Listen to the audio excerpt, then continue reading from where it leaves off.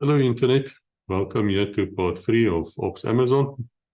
Thank you for watching the first 2 episodes, if I may just say. In the first one we looked at the reconnaissance phase, and at the second episode we looked at the training, the preparation, and now we are in part 3, and that is the approach to the target area, the actual raid taking place, and then the recovery of the men and going back to South Africa. And that's what our guests are going to talk about. So I'm going to keep quiet now. I wish to thank all of you for being here. I wish to thank our guests. And let us see what they have to say. Thank you. Okay, the night we got on we went on board, and that same night we sailed north to our target area. Our first stop would be Walvis Bay, where we had to refuel, put on more victuals and get everything ready. But luckily for us, the sea was very, very calm, very nice, and that gave us the opportunity to stick to our timelines in terms of sailing at sea to Walvis Bay, because the strike craft was also under very, very strict timings to travel in certain areas to certain timings, and they had to obey with that. And with the nice sea that we had out there, I think it was maybe sea state 2, sea state 3, there roundabout, it was not bad. So we were staying in the back of this ship, and the guy started to get seasick, heavily seasick. I was lucky. I didn't get any seasickness. But I was bored, and I stood up and I thought, I'm going to walk around the ship.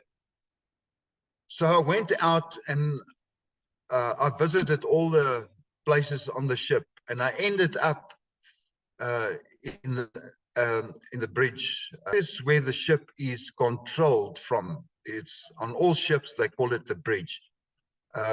So I went up in the bridge and I stood there at the back, and it was quite amazing when I was there, because the view, there's about a 360 open view. You can see far, big windows and stuff like that. And I was standing there at the back, and I also saw some dolphins that was swimming next to the ship. Which I also noticed that the other ship was not in sight at all. We were solely alone. The other ship was somewhere else. I didn't ask any questions, so I was just standing there. On the bridge was the captain of the ship, the first officer, and the coxswain. The coxswain is now the driver of the ship. He's steering the ship.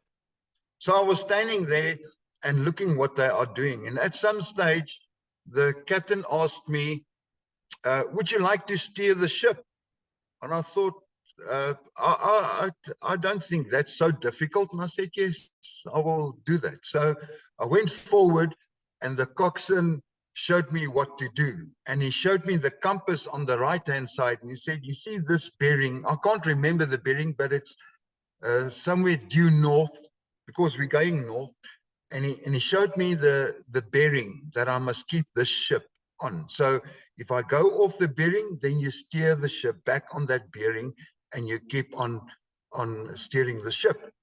But this compass was a kind of a drum compass. It's rolling. I've never seen a compass like this before, but this was on the right-hand side of the steering of the ship. So I was steering this ship, and he was standing with me, and he corrected me and he said, okay, go a little bit right, go a little bit left. And I was steering the ship. And at some stage, the captain left the bridge, and then later the first officer left the bridge. And then it was just me and the coxswain. And it seems to me that the coxswain was satisfied with my steering, and he also left the bridge. And there I was alone on the bridge steering the ship. Now, fathom this. This ship is a battleship, a strike craft, fully loaded with missiles and guns and ammunition. And at the back of this ship is a highly trained special forces group, and we're on our way to do a very delicate operation, a mission that we have to go and fulfill. And I was steering this ship. So I was in charge of this ship, going into battle, ready for battle. And you must imagine this. It's an amazing feeling. So in actual fact, I'm oversteering, and I'm actually rolling the ship from left to right, right to left. And I'm starting to panic now. Where's these people? They must come take over, because I cannot steer the ship. I don't know, where did they go? Did they go for breakfast or coffee or whatever? But it took a while. I don't know how long, at least half an hour. And then the coxswain came back at some stage, and I was so glad. And I said, listen, I cannot steer the ship because I cannot keep it on bearing.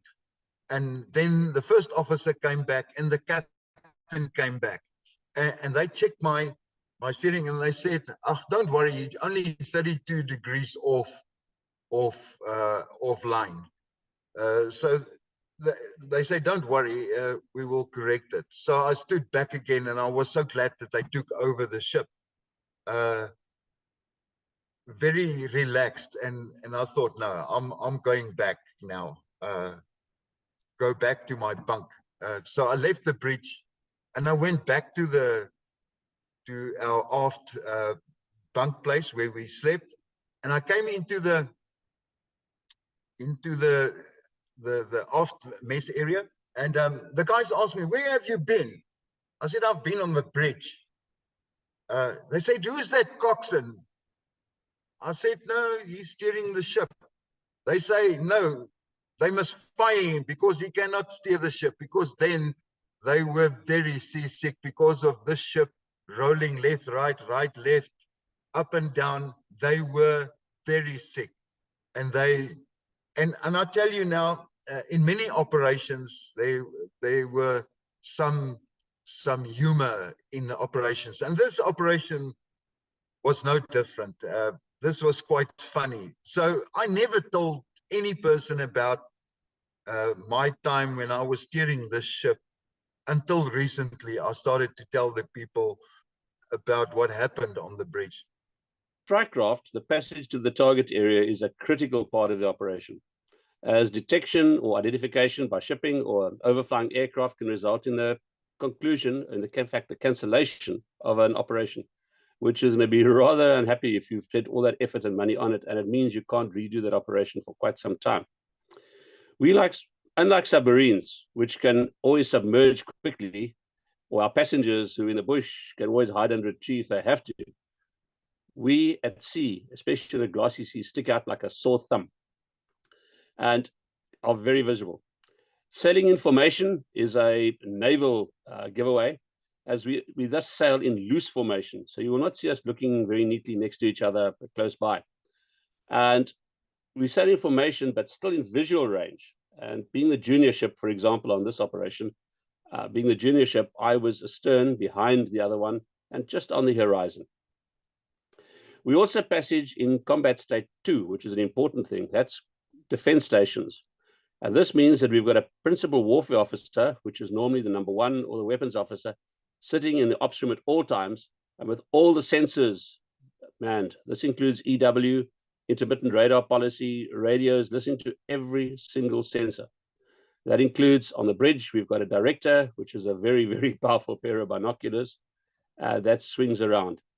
The bridge now is the highest point of the ship, and that has 360-degree visual and is open. So it's very important.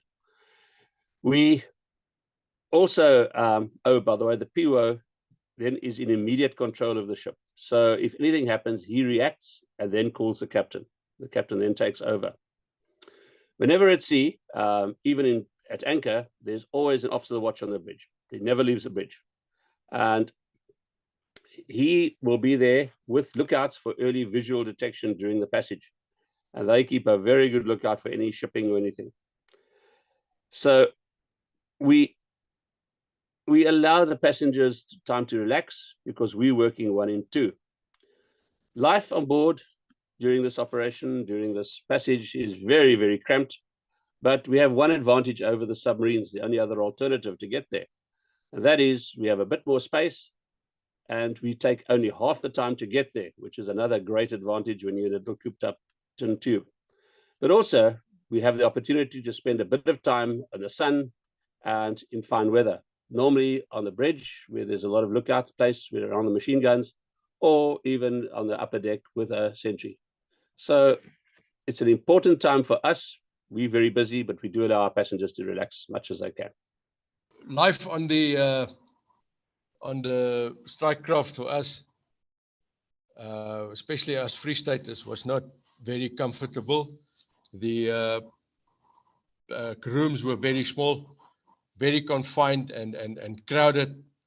And then the bunks, I don't know if we're bigger than the Navy guys, but the bunks were very narrow.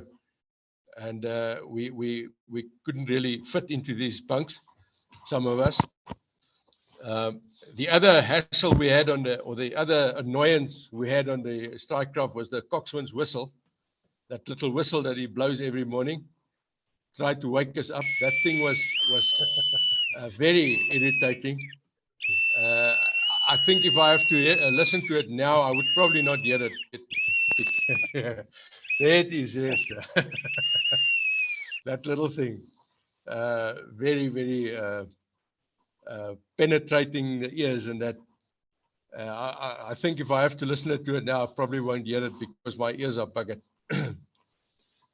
But yeah, the food was very good. The time was spent going over the plans and discussing in the team emergency procedures and that kind of stuff. We were not allowed outside on the ship when it sailed, so most of the time was spent inside the confines of the quarters. And then obviously the other problem was washing, showering, and toilet. Was only one toilet amongst a lot of us, and then the water limitations. You couldn't wash every day, so you got to adapt to that as well. But otherwise, the trip there was fairly nice. There was no problems. But the same cannot be said for the trip back, which we will cover later. That was a disaster and a nightmare.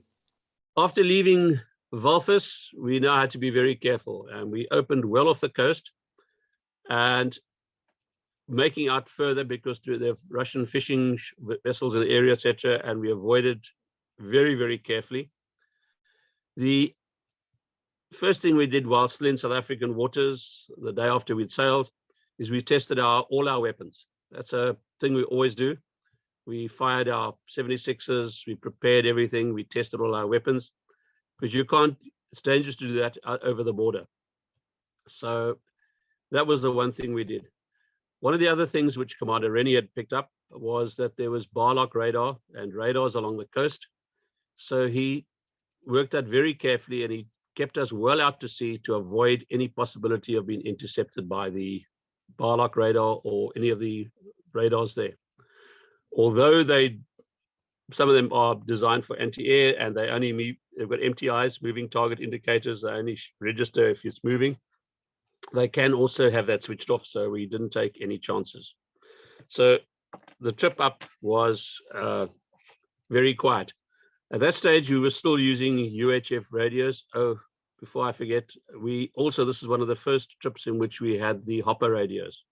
At that stage, the Navy didn't own any. We were borrowing them from the factory. It's quite interesting. But we had HF silence. We were listening all the time, so we could always receive a signal, but we were not allowed to use HF. And that, in fact, started from when we left Saldanha, because it's very easy to intercept, and triangulation, I mean, that's an old art.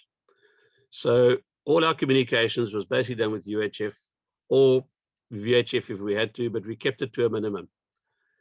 We try to keep relaxed, and once again, the courses were very calm. We chose courses to avoid any weather. And it was, the whole idea was to be ready, relaxed by the time we got into the operational area.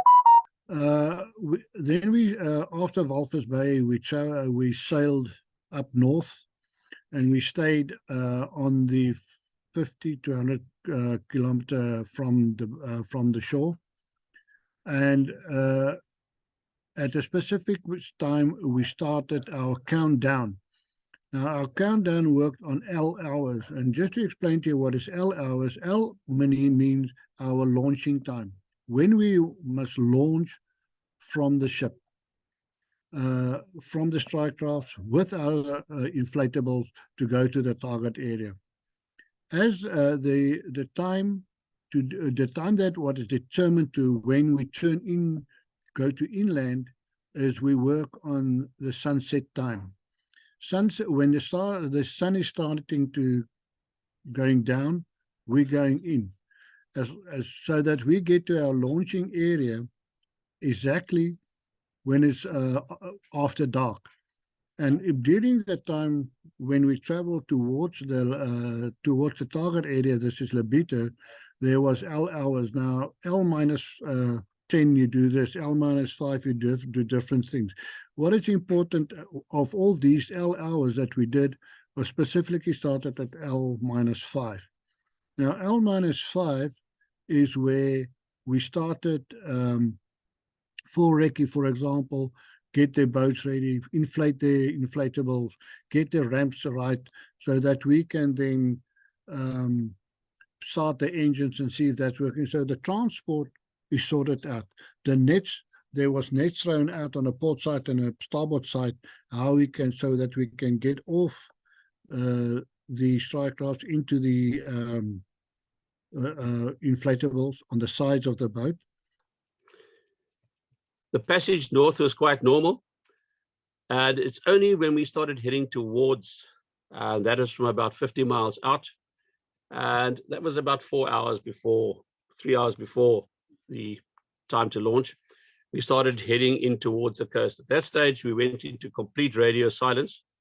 We could use flashing lights if necessary, because you can use the lights, or we could use the old click-click system, which is quite easy with the two-letter code. And we prepared the fishing lights. At this stage, we were still bright, quite bright, so we were far out, and we kept a very careful watch. We were using radar intermittently. It was important to be able to pick up anything, but it was very intermittent. We did not think they were going to intercept us, but we were also far out at sea. At that stage, we also now prepared the guns.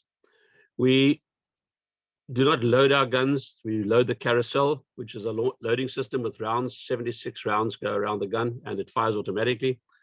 But we now placed, the initial threat now was possible surface. So we placed HE, direct action HE shells into the carousel, prepared them there.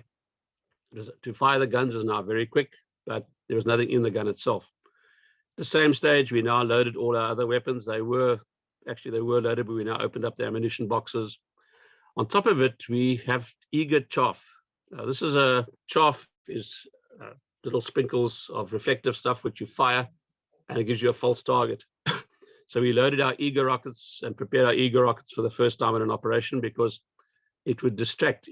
If we were suddenly lit with radar, we'd fire that to try and attract attention away from us. It wouldn't make us a obvious target at that stage. At that stage, we also preparing on board. The boats were being prepared. My chaps worked on we still had the old rubber boats, the Mark 5s, if I remember, Zodiac Mark 5s. Those were the 4 recce. They looked after their boats, so they kept them very operational. But we started preparing the ramps and making sure everything was ready on the quarterdeck. It was quite exciting on board now. Most of us, in my case, always went down and went and had a wipe of face, etc., and prepared myself.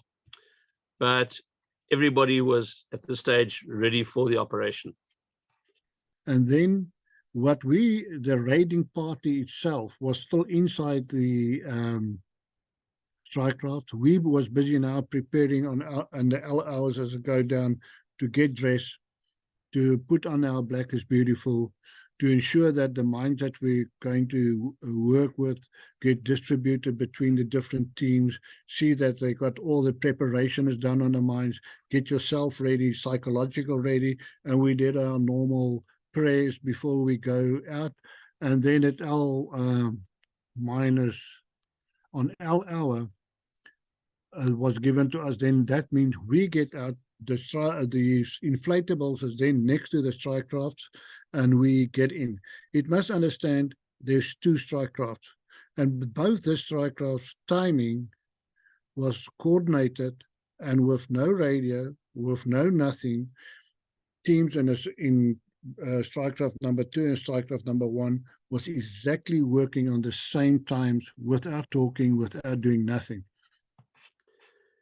The next big step was at L minus 2 hours.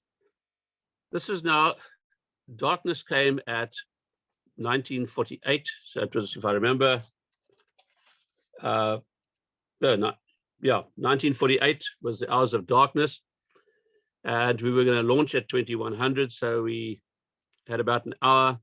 So it was still quite light, but we were now approaching the coast. At this stage, we started preparing so you don't forget things like going to underwater exhausts. Strikecraft engines have a deep throb. So you go to underwater exhaust. It has a disadvantage. If you stop, it can cause a problem, but we went to that. We tested the disguise lights, but did not put them on. That's not something you want to do in a hurry. But at that stage, you also make sure the ships are darkened. Now, it's interesting, the Israelis had a case in which a ship was taking an operation. In fact, one of the South Africans was on board off of Lebanon, and they intercepted a terrorist boat. They opened fire, and suddenly they got some inaccurate backfire. Then all of a sudden it homed in on them because one round had gone into the engine room, and the lights in the engine room made it a target. So darkened ship means darkened ship. Most of the lights are red lights. We take off all mate white lights. We close all dead lights, and navigation lights are off.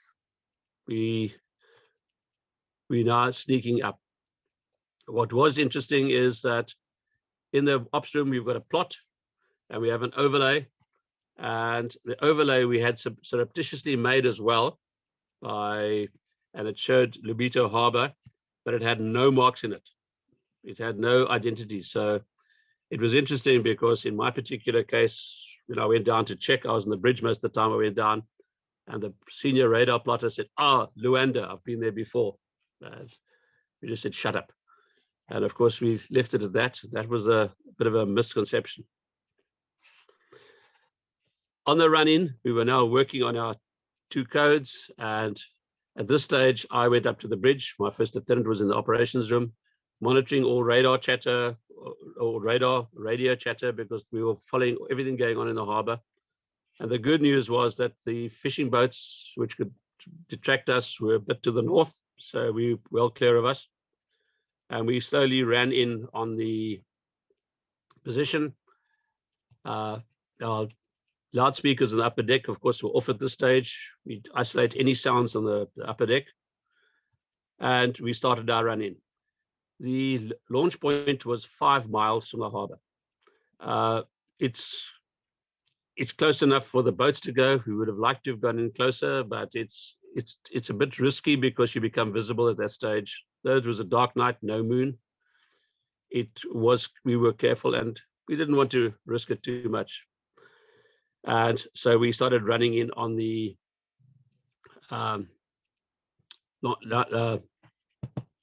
launching point. We reached the launching place exactly on time, and it didn't take them long. When we slow down, we put over scrambling nets on the side, and Tuffy and his fellow recce's then man their boats. We launch the boats. The boats on each side come alongside underneath the scrambling nets, and luckily 1RR had at this stage done enough exercise to know it, and it was very easy, didn't take long, and the boats were manned in the water. At that stage, the signal was made to send your boats to me, and which was I just relayed to the liaison officer on board. And the boats met up, and we watched them speed towards the harbour. I say speed. They chugged along very slowly because of the fluorescence, and it's a problem you have up there is fluorescence in the water. But they knew all about that, and we watched them depart. And as soon as we had the all clear from them, approaching the harbour, we turned around and we slowly made our way out to sea, and we went to about 12 miles off the coast. That way we will not be seen, we won't be picked up, etc. And thereafter was the long wait. At that stage, the doctors were already, we had 7 med doctors on board each ship, and they prepared the wardroom as a casualty clearing station. And after that, we could just wait and monitor. I can just tell you that throughout the voyage from Walvis, once we crossed the Kanini River, we were defense stations, which meant we were doing 1 and 2 watches. So we could fight the ship before the people manned up. But at L-2, we went to action stations, which meant that every system was manned. People were ready for any eventuality. That was for the last 2 hours going in. L-2. We get dressed in our ops clothes and then go to the boats to prepare them. The covers are removed and all equipment is checked in working order and ready to go. The engines are run for 1 minute out of the water while still on the ramps. As can be seen on the photo, the ramps are pushed out by hand on rollers, then they are tilted and the boats get slipped into the water. This is all done by manpower and block and tackle. Initially, it was done by manpower and block and tackle. Later years, we got hydraulics.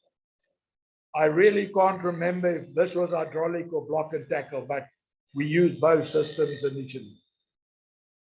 The front painter is held while the engines are started in the water. When the engines are running well, the painter is thrown into the boat and the boat moves to the side of the strike craft where the painters are thrown to the seamen which secure them to the strike craft. The boat, the Mark V gets pulled alongside the strike craft. The strike craft decides on a good course in conjunction with the weather and the waves, and they find the best course so that it is easy to take on the raiders onto the boat. Now the raiding team and the equipment is lowered into the boat, and the boat moves away from the strike craft and RV for a final check. Once everybody is checked, the boats move off on a compass bearing and in the direction of the harbor. Now, I just want to explain something here. During an operation like this, a seaborne operation, there's various a countdown procedure that took place. And we call it, for example, L-5. That means 5 hours before launching time. L-3 is 3 hours before launching time. L-2, 2 hours before launching, and then L-hour. L-hour is the time that we actually launch the 4 recce boats. Okay, so now I'm going to talk about what happened now at L-hour. Now, in the after accommodation of the strike craft, where the 1 recce guys and the boat crew, Taffy and his team, were accommodated, I could feel the tension. Because we're busy running towards the coast now, and you can feel the tension, you can feel the adrenaline pumping in that confined space. And we knew exactly what is going to happen next.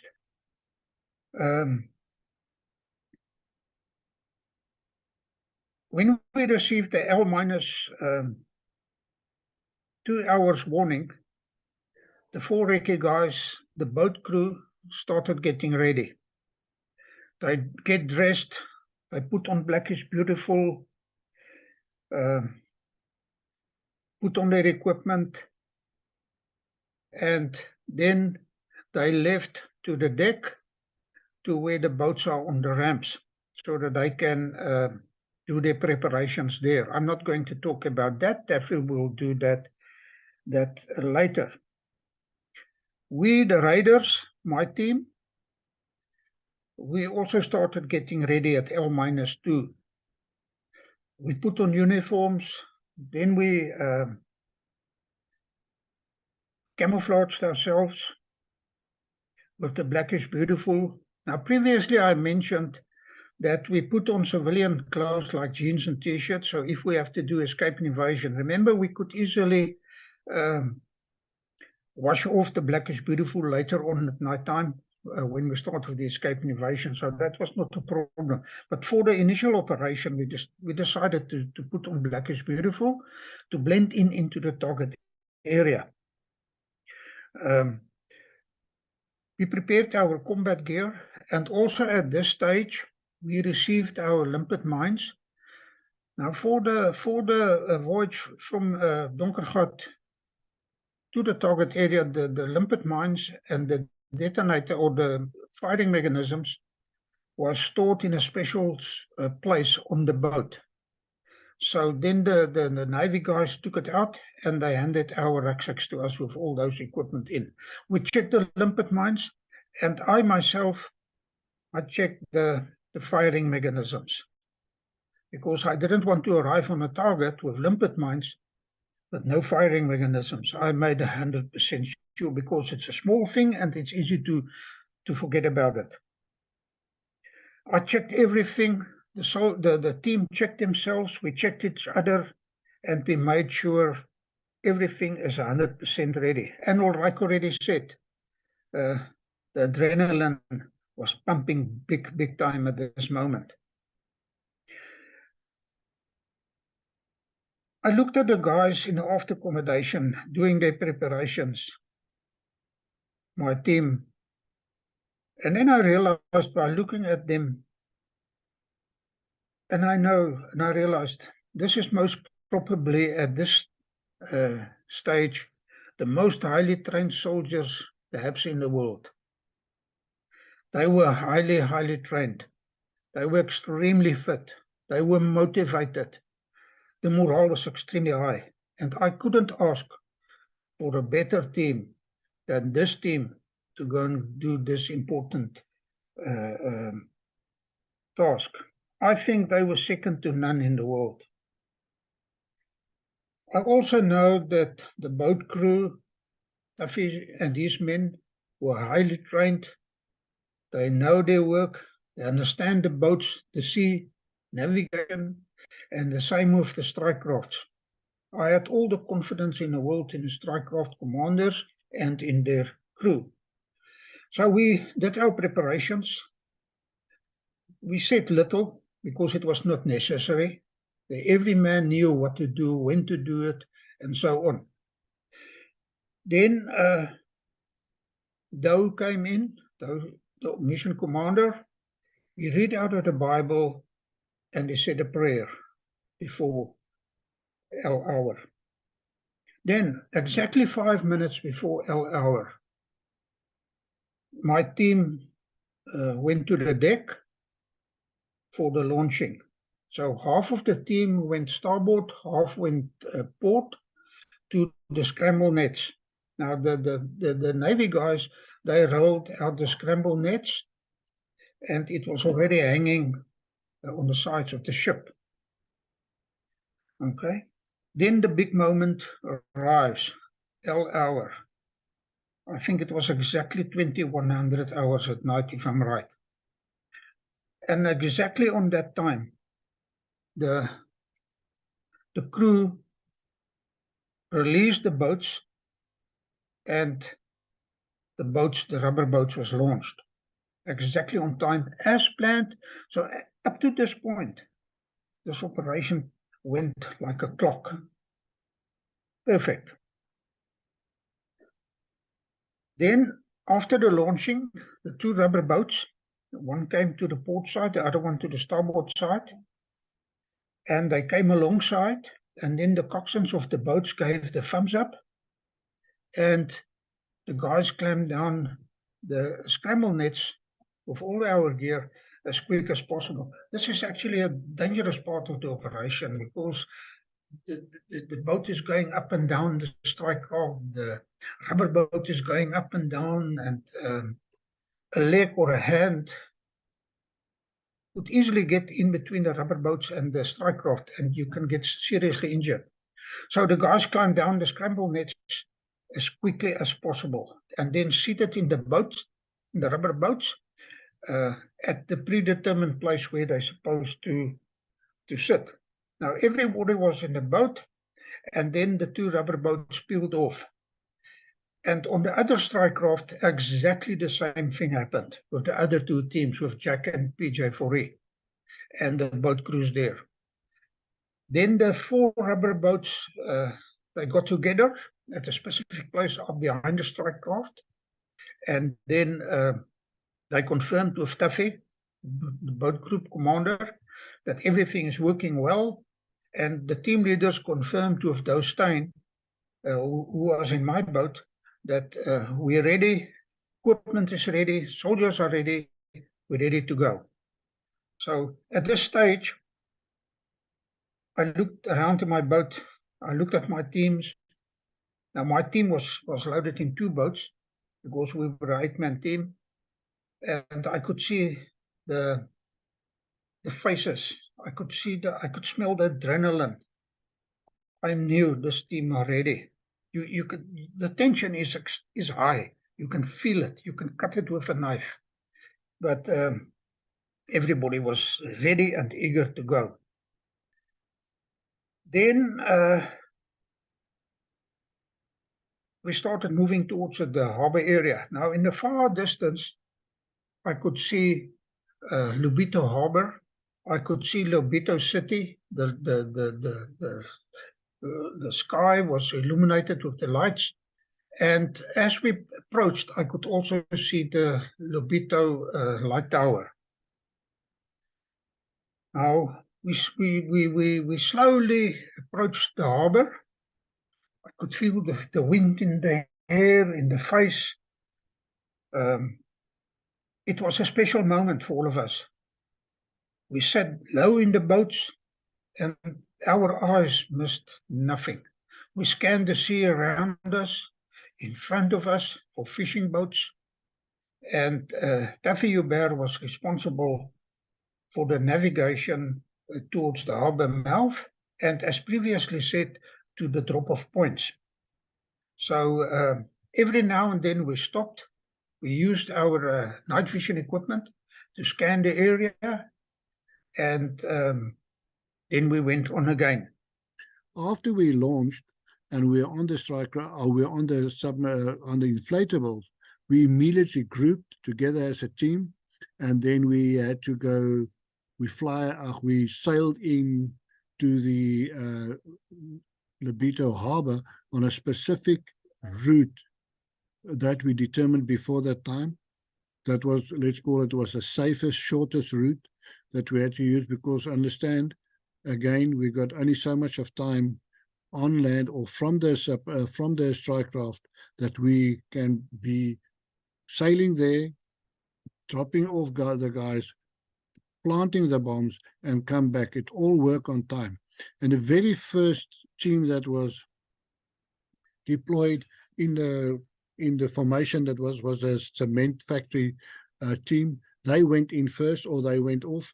Again, they did not leave and go anywhere until a time was given to them, by a click of the radio, by a click of that.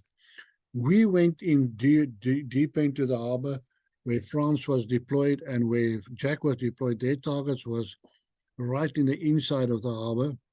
France team was next to the ships. There was a lot of other ships, and more into the center of town, and Jack's target was a little bit out of center of town where his targets was.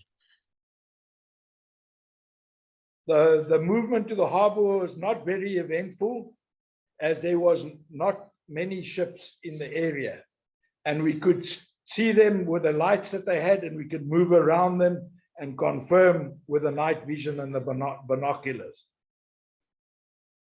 Inside the harbor, there were little fishing boats, bakkie type boats that had lanterns in, and luckily for us, the lantern on the boat blinded the fishermen and they couldn't pick us up. We still had to move at a very, very slow pace because of the fluorescence and the sounds of the boat.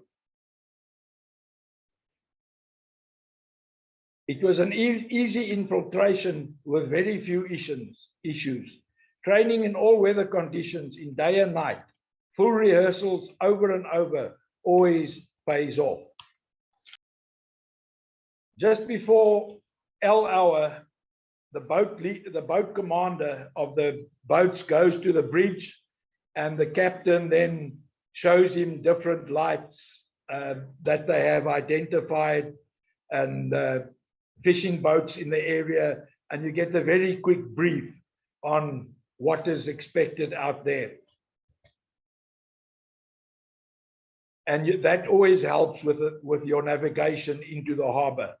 Initially, the route to the mouth of the harbor is on a compass bearing, but as soon as the lights are visible, the team usually navigates on the lights.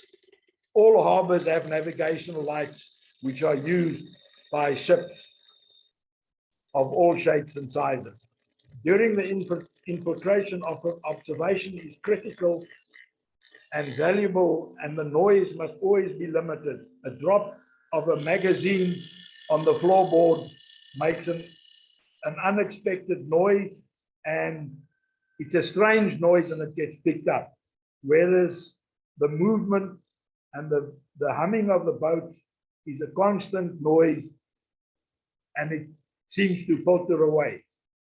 We stopped often to observe the area with night sights and binoculars.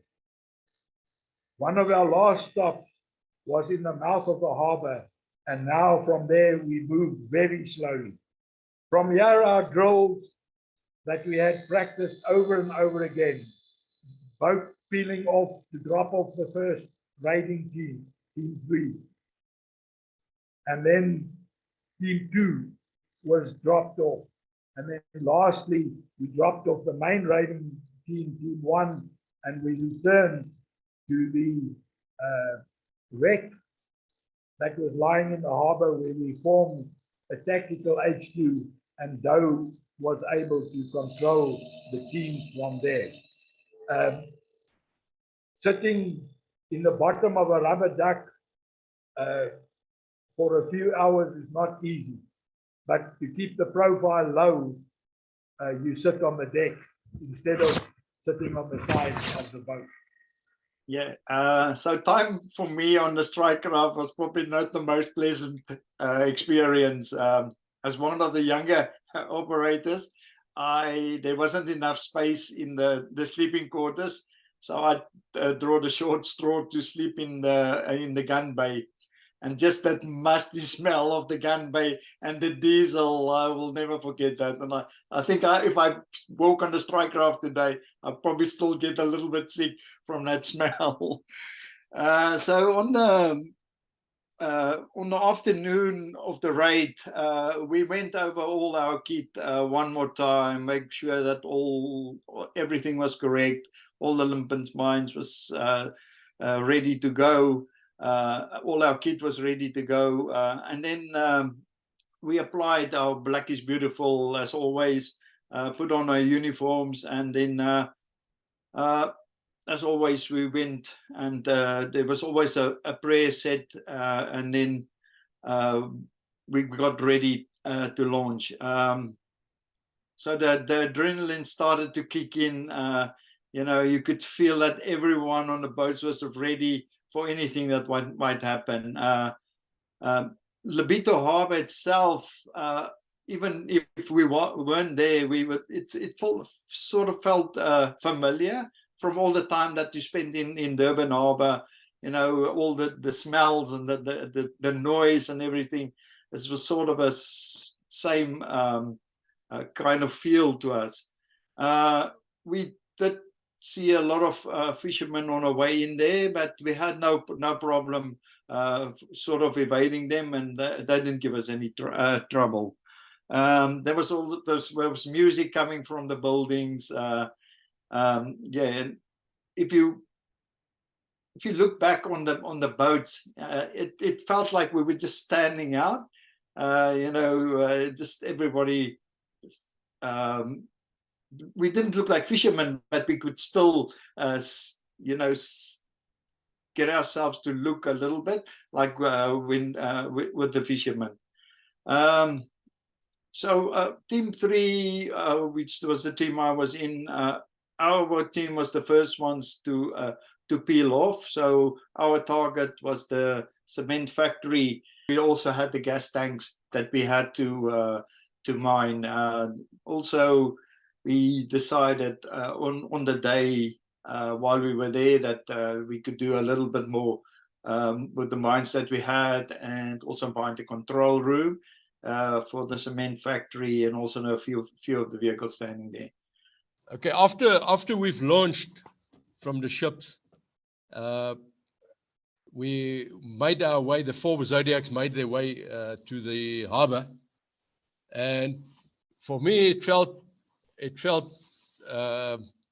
quite myself felt quite at home at that stage, because we've been there before, and I was a little bit more relaxed than the other guys, I'm sure, and we headed towards the harbour mouth. Obviously, we're making our way through the many fishing boats that were anchored, again fishing, but luckily they had their little lamps on, and the night vision picked that up quite fast, so we could make our way around them. And then again, we couldn't drive too fast because of the wake of the engines in the water, so we had to go slow. So that was quite a what's the word? Stressful stage of the infiltration. But once we in the harbour mouth, again there was no fishing boat, so we could head towards our separation point. We peeled off each, the 4 Zodiacs peeled off, each in their own direction. The first to land was Nick's PJ Fouris team, and they landed more or less where I was dropped off for the reconnaissance. They landed there, and they could start their route up to the tank at the cement factory. Luckily, our landing point was in deep shadow. There was the road was built up quite high above the water level, and underneath there was a lot of shadow, nice dark, very dark area. So our landing took place without any problems. Now those landings were, it sounds quite easy, but we rehearsed it during the rehearsals. We practiced the landing, which means that you want to do that landing as quickly as possible and get the boat away from the beach so that it's not observed. So there was no time to fiddle around. As soon as the boat, the hull of the boat scratched on the sand, the guys would get out, pass the kit on. Each guy had a specific task. Pass the kit on, turn the boat around, and the boat will head off back into the water. And then we will go into the shadow and search, make sure the place is safe. Obviously, as we approach the beach, we use the night vision goggles to observe the beach and make sure there's nobody sitting around on the beach where we wanted to land. Right, we entered the harbour very, very slowly for a few reasons. Number one is to scan the area around us for enemy activities, for fishing boats, So, and also not to make engine noise and not to make or to create fluorescent, because that water in that area was full of fluorescent.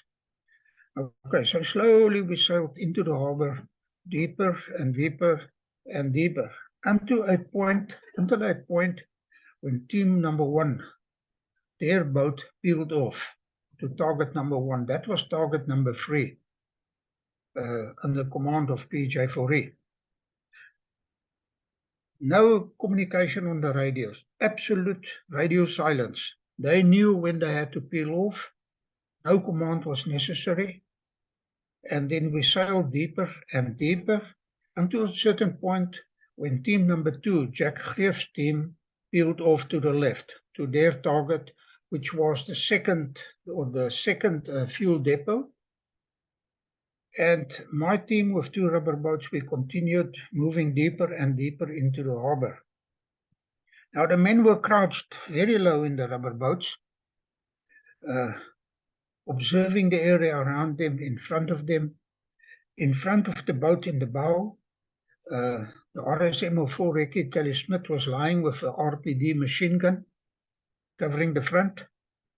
And when I looked around, all I could see was the white eyes of the guys and the white of the teeth when they looked at me and they smiled. Everybody was absolutely ready for this. Our eyes missed nothing.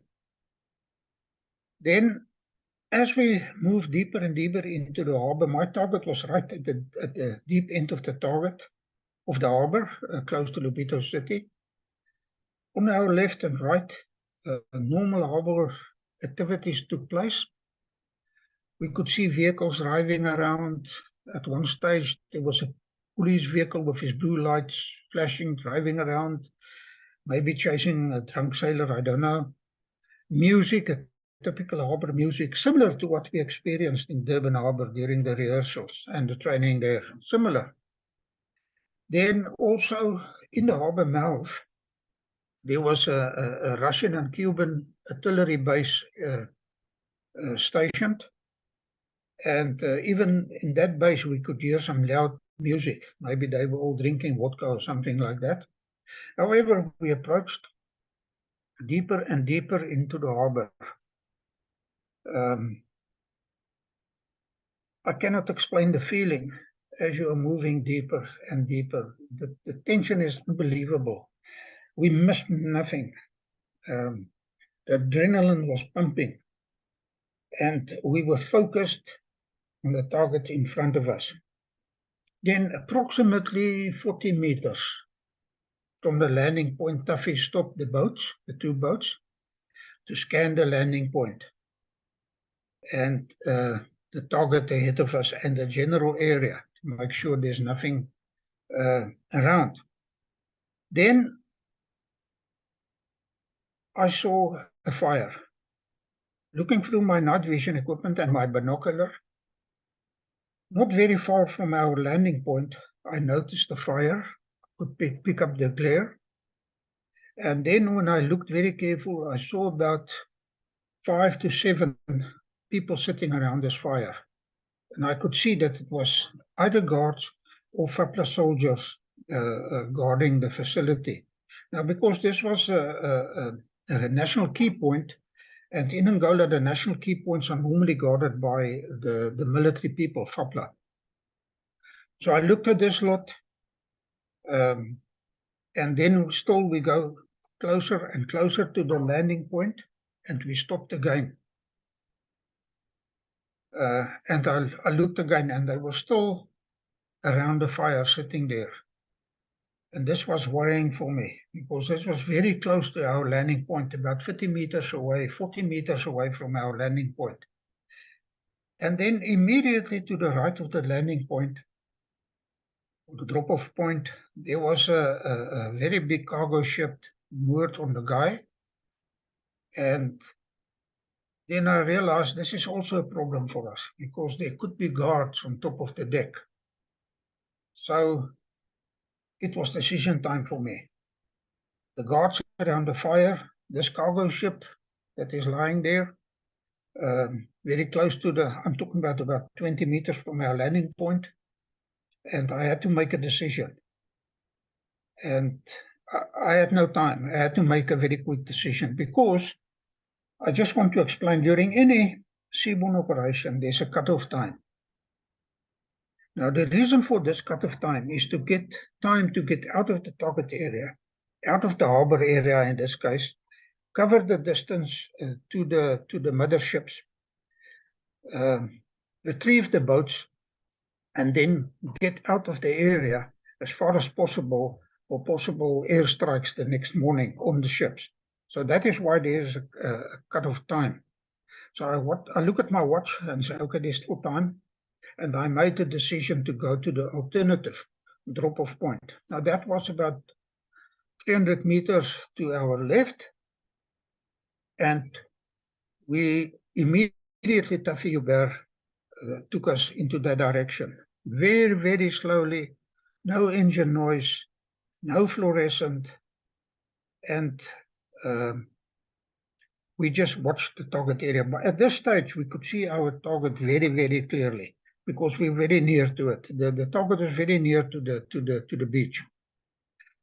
Then we approached the alternative landing point, and we stopped. And like before, we watched this place with the night vision equipment, with the binoculars. And then I picked up something very funny. In front of us, I saw some seagulls in the water. But something was not right for me. And at that moment, I don't know why. I kept watching and looking at these birds. Then I looked at the target. I looked at the drop-off point. And I come back to the birds. Something was not right. However, we decided all was clear. And I said to Taffy, take us in.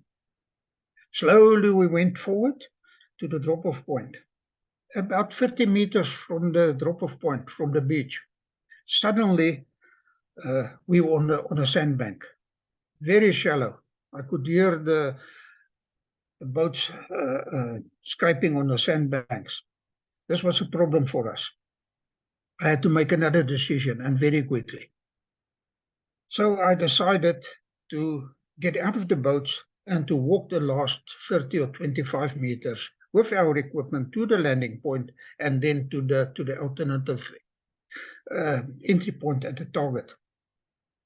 We did that.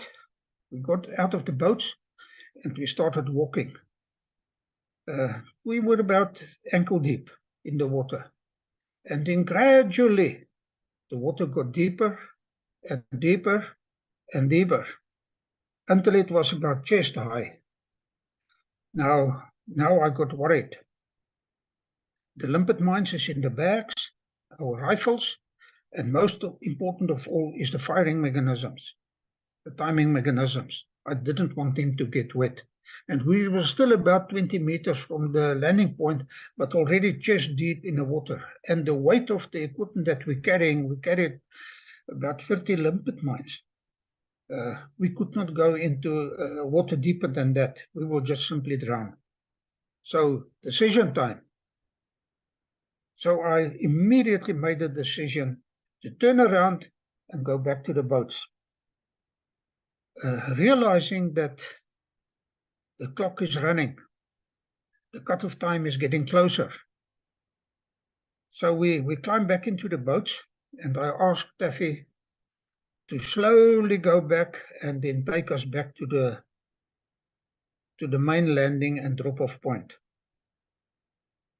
We did that, and on the way there, I said to the team, I whispered to them very quietly in the boats, prepare to fight to get into the target. So I gave that command, and I watched the guys, and I knew we would do it. They were ready for this, even if we had to fight. So that is not what we want, but no other option. So once again, we approached the drop-off point, the main drop-off point. Stopped, we watched it. The guards were still sitting around the fire. And then I decided, let's go in. Then one boat at a time.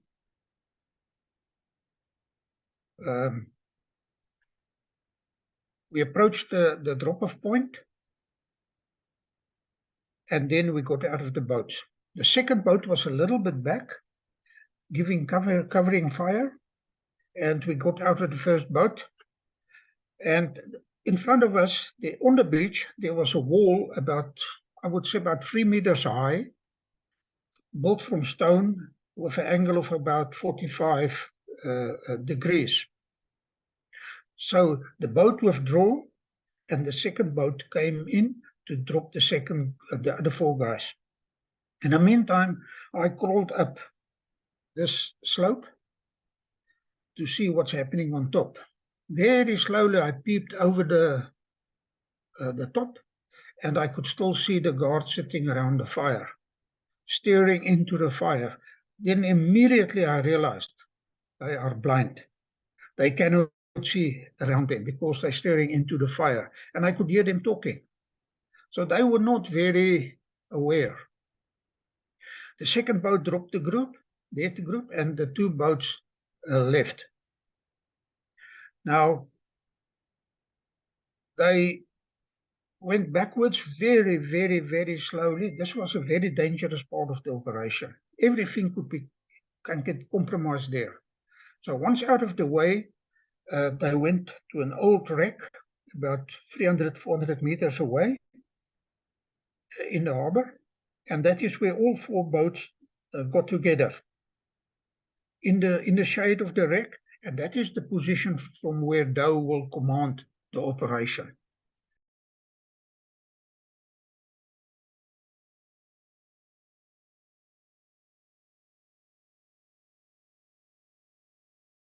Jy nou tydens die briefing wat Jack Greeff vir ons gegee het in die opskamer by die inligting sessie van die hawe self, ek het meer seeverkeer verwag in die hawe in. Het was eintlik relatief baie stil, jy weet. Miskien is dit te veel verwag, maar in die hawe die see was glad, man, jy weet. In vergelyking met Langebaan, jy weet, die see was lekker glad en oop. En soos ons in die hawe ingevaar het, jy weet, het ons allemaal lekker lae profiel in die boot gehou. Die bote het nie te vinnig gegaan nie. Ons wou nie onnodig aandag trek nie. Jy weet, as jy allemaal nou in die boot regop sit en is 'n vinnige boot, dan gaan jy definitief, jy weet, in die engines raas. So, dit was 'n relatief baie stil. Soos ons ook in die hawe ingekom het, jy weet, op ons regterkant was die artilleriebasis van die Russe, wat beman was deur die Russe en die Kubane. Hulle het lekker musiek gehad en hulle was deel van 'n lekker partytjie hoor. So, vir my was dit nogal 'n positiewe ding, want hulle fokus was nie op dit wat ons in die hawe nie, hulle fokus was op hulle partytjie, jy weet. En so ons is daar verby en daar was voertuie wat weerskante van ons beweeg het op die hawe. Nie baie nie, ons het die ligte sien, maar dit was vir ons nie eintlik 'n bedreiging. Ons fokus was dit wat, of my fokus was op dit wat voor ons aangaan. Of ons enige beweging optel, enige bote waarneem, en so het nou maar gegaan, tot ons daar gekom het, jy weet. So again, they were deployed in 100% the times that we planned. And that is what made this operation so successful, is because of our planning, because of our timings, that we did plan our operations. After the guys were dropped off and they went to their different targets, we as a little HQ, or the little tactical headquarters, was we used an old wreck as our RV point, as our camouflage area where we were hiding, not to attract anybody. So our team 3, was, like I said, was the first to peel off, and then the 4 recce guys sort of had a bit of a look at the beach and made sure that it was safe for us to land. And once we landed, we had no problems with our landing, and there was nobody on the beach. Our route was quite steep, you know, and after a few meters you could feel your lungs started burning. just from the time spending on the strike crafts and not be used to not exercise and sort of trying to get your land feed back from your sea feed. So yeah, it was quite a long thing. Our way into the target actually went very well. We didn't get any resistance from anyone. Once we're in the target, everybody know exactly what to do. You know which guy that the tank, which guys that the cement factory itself, the vehicles, and the control rooms, and so that all went very well. Our target was probably the smallest target to do, so it was quite an easier target to mine than the rest of the teams. But on our way back, so we made good time. We actually was ahead of time. But then on our way back to the boats to be picked up, we ran into, which we don't know if it was soldiers or civvies, and we had to just quickly go into the dark. It was really dark that night in any case, so we went to the side, and what felt for us like probably hours was only like about 20 minutes to 30 minutes. So we decided not to do anything and see if we can just wait it out. So we didn't want to compromise the rest of our operation, you know, by going out and make contact with the civvies or the soldiers that was standing and chatting. So we were lucky. After say 20 or 30 minutes, they actually left, and then we went back to the beach. We made contact, I think, with the strobes, called the boats in, and they picked us up. So I think we were a little bit late, but we were still in time. And then we went up to the layup point, waiting for the other teams to join us. After landing, we spent some time on the landing point and observed around us to make sure that the beach is safe and we haven't been observed. Everything seemed okay, so we started moving closer to the gate. Now, the initial plan was to eliminate the guards at the gate. As we sat during the reconnaissance, we sat right above the gate on that escarpment or that hill, that cliff, and we watched the guards, and we were fairly confident that we could eliminate the guards. That would have been the easy route in. But thinking back now, it's probably a blessing in disguise that there were some locals at the gate, because there were other guards scattered in the facility that night when we attacked, that we probably would have bumped into or caused a major racket. So as we got closer, we realized that we observed this. There were some locals standing at the gate, as well as some troops, FAPLA troops, hanging around chatting to the gate guards. And we soon realized that this is not going to end quickly. They're going to hang around there, and it will be something that continues throughout the night. Because everybody passing there stopped at the gate and chatted with the guard. So there would have been a group of people at the gate. So we would have had problems. So we decided to make another plan. So we hid the rest of the team hid in the shadows there near the locals, near the gate, and then I went along the wall to the one corner of the facility where there was a guard tower. And then I made sure that there's nobody in the tower. And then as I went around the corner of this facility, there were some bricks protruding from the wall. Exactly the same, the right distance to climb over the wall. So it was, I don't know what the reason for that was, but it made it very easy for us to simply climb use the bricks as steps and climb over the wall. So I went back, collected the team, went back to the guard tower, and then started climbing over the wall. And that was quite easy.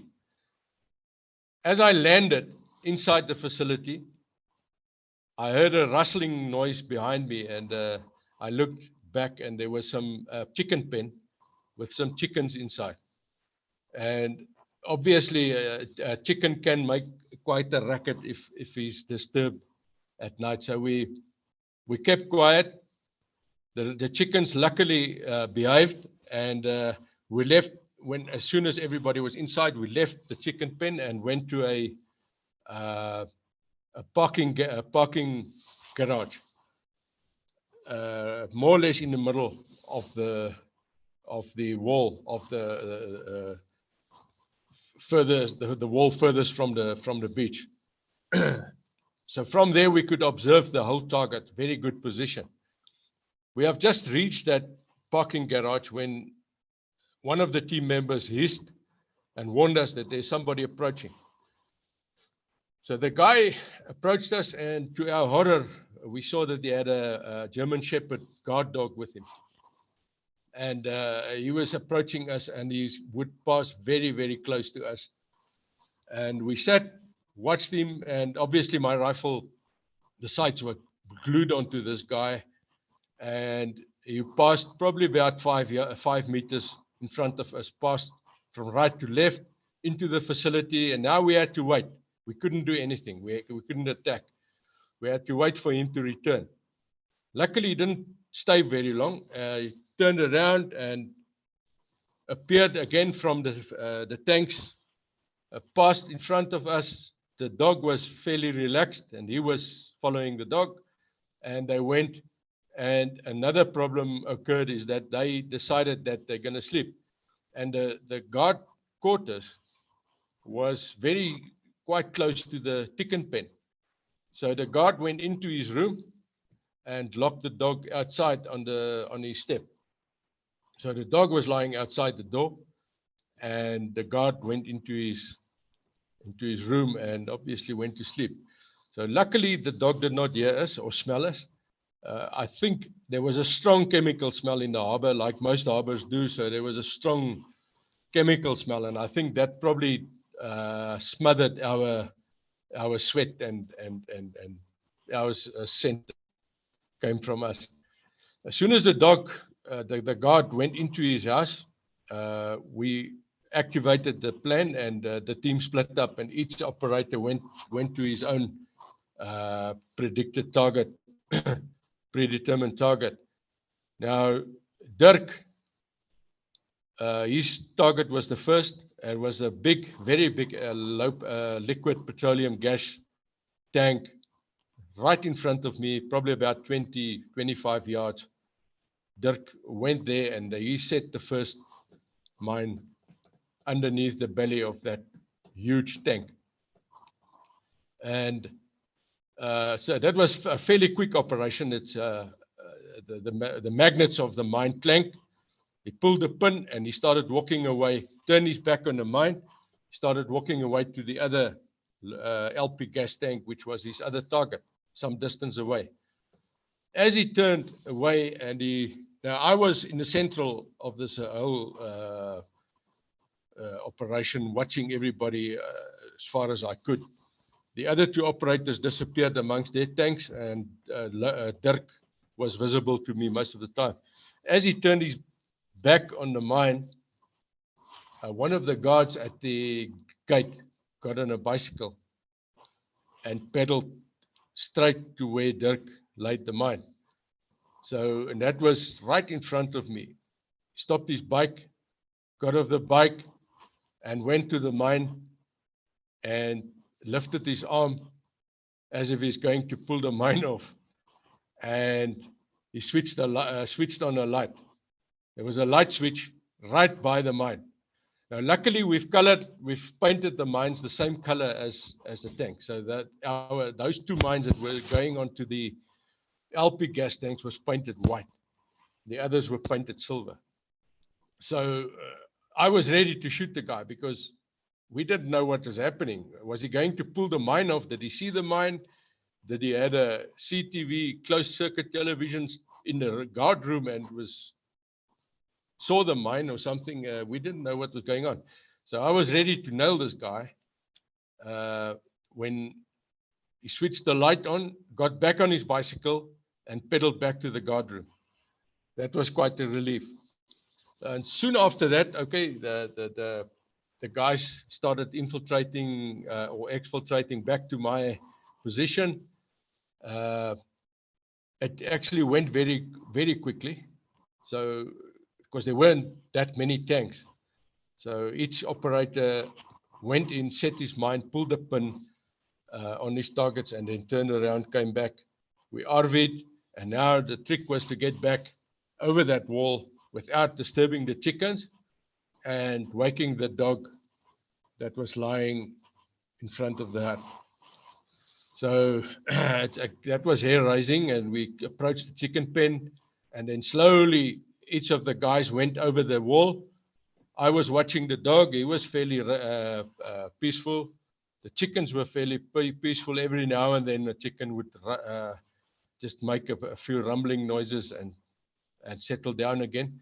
We crossed the wall. On the other side, landed, made our way right past the group of people that were standing at the gate. They were still chatting away strongly. So we went into the shade again along the beach and made our way to the pickup point. At the pickup point, we replied, or we radioed that we have finished our job, that we require pickup, and that was all done by clicks on the radio.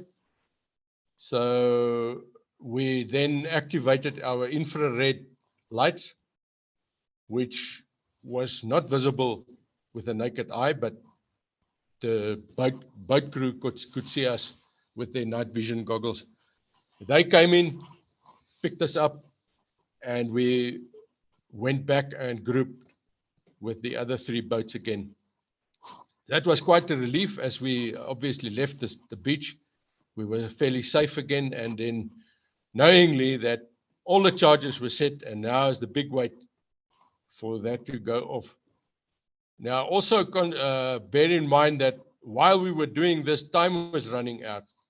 So every time we run into a problem like the dogs or the dog or the chickens or the people at the gate, we wasted very, very valuable time, because we had a cutoff time whereby everything had to be either finished or you had to stop what you were doing and then move back to the pickup point. So that was fairly a lot of pressure on us. But anyway, back at the boats, we felt safe, and as soon as all the boats have regrouped, we left the harbor and moved out into the open sea. I briefed my team and I said to them, listen, the guards are still in position, and now I want you to walk like civilians. We practiced that in the Durban Harbour, so now it's time to do it. So in the buddy pairs, we slowly crawled over we crawled up the stone wall, that angle wall, and then we stood up, and myself and my buddy, Alfonso, we were in front. And I walked very slowly but casually, like a civilian. We tried to hide the weapons, and on our right there was a big hangar, quite a big hangar, casting a shadow, and I walked in that direction. And then I looked back, and I saw the teams following me as rehearsed, 2 men at a time. But as I was looking back, I was shocked. The area was so well lit that I could clearly see my teams walking. And I said to myself, there's only one way now, and that's forward.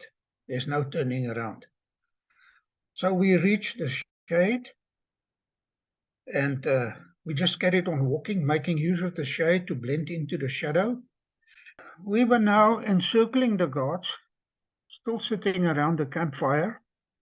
And very, very slowly in our body pairs, we circle them. And then we move towards the entry point, which is that main vehicle gate. Now, at this stage, the guards was about 30 meters from us. And we followed the fence. We walked along the fence, still in the body pairs like civilians. And near the gate, very near the gate, a few meters away, we stopped. We went down. And then I sent Alfonso forward to check out the gate for me, if it's open, if it's locked, or what is the situation. He went forward, and then he came back. He said to me, it's locked with a very, very thick, strong lock. Now, we carried a ball cutter with us, a very big one. But then I realized that by using that ball cutter so close to that guard sitting around the fire is not the right thing to do. They will definitely hear us. So, decision time again. And I had to make a quick decision. I looked at my watch and I see there's still time to complete the operation before cut-off time, but we have to move. So I indicated to the team, and with me and Alfonso, we followed the fence, and we made our way towards the alternate entry point.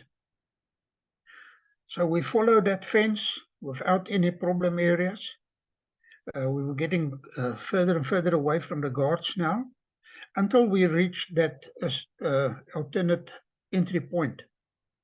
We went down, and I told one team to climb over the fence to go and do an immediate recce inside the target, just to make sure everything is clear before the rest of us climb over the fence. So they came back, they gave us the signal. Remember, no radio communication at this stage, dead silence. So in body pairs, we climbed over the fence, making absolutely no noise. And eventually, all the teams was in the target area, except for one team, and that was Douw and his buddy Greg Ashton. Now, that was my second in command on this operation in my team, and they had to stay behind at the entry point here. They had to guard that point for us, because that's also our escape route, our exit point again, and they had to protect our backs. Now, this was a very important task, and that is why I left Douw there. He will explain a little bit later. Because basically, Douw and Greg was our lifeline now. Anything happens in a target, we have to move back to their point, and they have to give cover fire while we're climbing over the fence and so on. Okay, so Douw and Greg stayed behind there, watching our backs. Then, without any instructions, the teams moved into their various directions, various targets. They knew exactly where to go, which tanks they must mine, and so on. Myself and Alfonso, we moved deeper into the tank farm, right until the deepest point, and there was a very, very big tank, very close to the guard room or the control room, and the lights was burning in the control room, and I could see some people in the control room. So we moved towards that first tank that we wanted to mine, and very slowly we walked from shadow to shadow, stay in the dark, all the time observing. The adrenaline was once again, it never stopped pumping now. The eyes and the ears, we missed absolute nothing. Then, near to this big tank, or at the big tank, we went down and into the shade, right against the tank, with our backs against the tank, facing outwards. Alfonso took out the first mine out of my rucksack and handed it over to me. And then I plant the very first mine in target number 1. I plant on the target, approximately 1.5 meters above ground.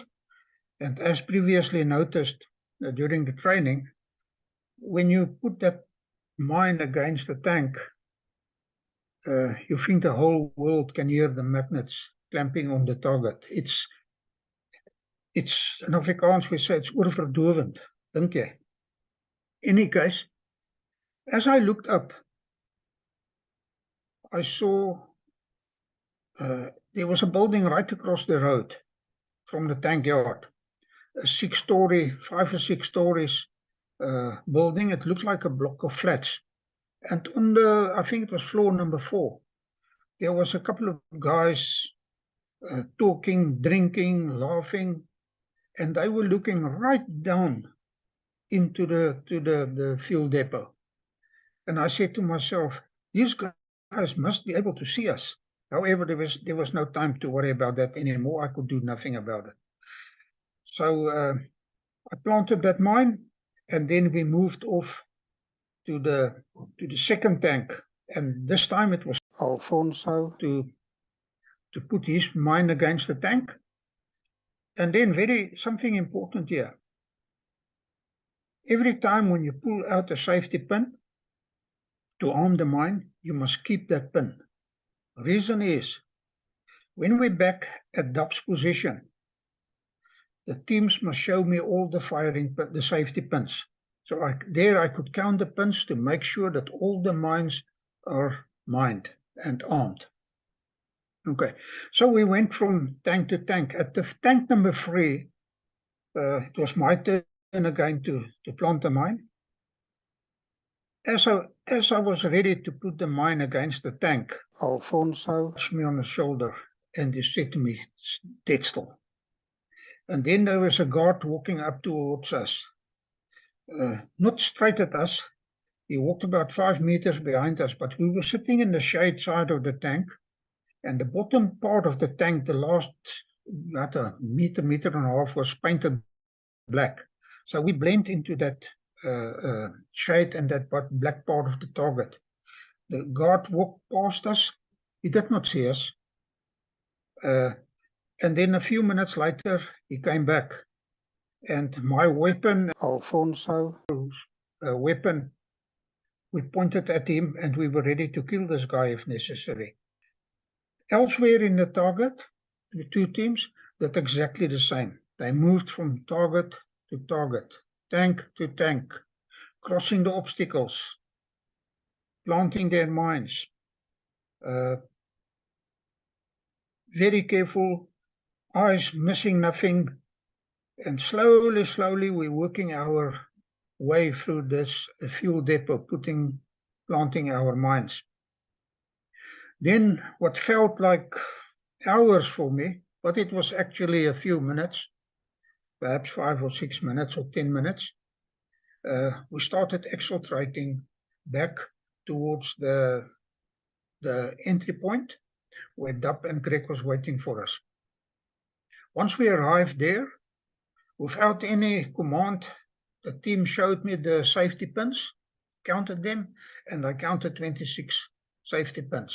So all the mines, all the tanks in the main target was mined at this stage. Then I noticed a train, and there was a couple of train trucks, fuel trucks, standing inside the fuel depot, and we had, I think, 4 limpet mines left, spare. And I instructed some of the guys to go and mine that train trucks, which they did. They came back, they showed me the safety pins, and then Douw gave the thumbs up that everything is safe, and in by repair, we climbed back over the fence to join up with Douw and Greg on the other side. Now, it sounded easy. It is easy to do this, but it's nerve-wracking. So many things can go wrong in that tank farm. We can bump into guards. People can see us. Alarms can go off, and so on. Now, all the time while this was happening, those guards sat around the fire, or those Fopla soldiers. They never moved. Right, once we were outside of the farm, of the depot, we moved back towards the pickup point, which was exactly the same point as the drop-off point. So slowly we moved back in our buddy groups, acting like civilians, and finally we reached, after what felt to me like hours, we reached the pickup point. So we climbed down the wall, that cement wall, stone wall, and then I gave a code on the radio, on the VHF radio, for pickup. No voice messages, nothing. It was just the code, like, for example, 2 clicks, and Douw knew I'm requesting pickup. I looked at my watch. We were inside we still had a little bit of time left, so we made the cut-off time with maybe 10 or 12 minutes. Now, I just want to mention something here. The other 2 targets, target 2 and target 3, although they peeled off earlier towards their targets, they infiltrated, they could not enter their targets before I gave the command or the code to Douw that I'm inside my target. So when we climbed over the fence at the entry point into the target area, and all the teams were inside, I sent a code to Douw, teams in target. And then Douw sent the code to the other 2 teams that they can enter their targets. Why? What's the reason for this? Because target number 1 was the main target, and we did not want compromises from the other 2 targets, so that we could not carry on with the task at target number 1. So that is the reason for that. So Douw sent the 2 boats, and it was not very long after that, after I sent the code to Douw for pickup, that I could see the 2 Zodiacs, 2 rubber boats, approaching very slowly towards our pickup point. I crawled back over on the wall and peeped over, and the guards were still sitting around the fire there.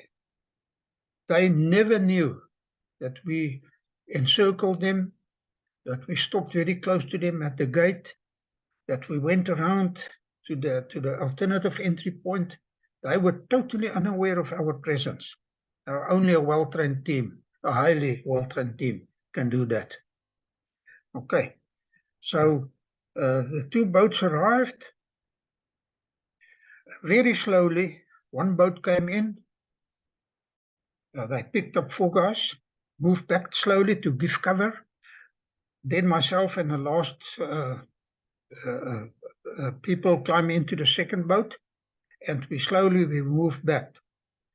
We moved back for quite a while, and then the boat group commander turned the boats around, and very slowly we started heading for the harbor mouth. Now the plan was that we will RV in the harbor mouth with the other 2 teams, so they had shorter distances to cover, so they were there before us. Okay, so slowly we moved towards the harbor area, lying low in the boats. The operation was not over yet. However, I think all of us had that feeling of success, but it was not done yet. So in the harbor area, I was very happy to see the other 2 teams. And then we went a little bit out of the harbor area, and Douw decided to stop. So we came together, the 4 boats, at what we call in our language, we rafted up. And then Douw said, it's not long before the limpet is going to explode. Let's wait and see. So we waited in that position to see what is going to happen. Our team, with Frans as the team leader, led us to this specific area where we have to bridge the fence. That was the task of Greg and Douw, and they also stayed at that position to secure that area, so we can go through to the target area, plant our mines, and we came back to that specific area where Greg and Douw was waiting for us. Now, just a point of interest, at this stage, the adrenaline was pumping heavily. We are at the target area, and we knew about some guards that was at a distance, and that was one of the reasons why we took plan B to bridge the fence area. So me and Ystervuis, which was were my buddy at that time, we left from that bridging area. We also call it the dispersal point, where the teams left from there to their different targets to go and plant the mines. I just want to mention that when we got there, we got the feeling that we've been there before. We knew exactly where to go, what to do, and we were looking at this target, and it seems to us that we've been there before, because at Langebaan, Warrant Officer Potekutsia, he built a target of our target, a model, a full-scale model, and we with Frans, we went through this model so many times at night. We went through the drill, where we must go, exactly where all the teams must go, which tanks, fuel tanks is their targets. So we knew exactly where to go. There's no doubt about it.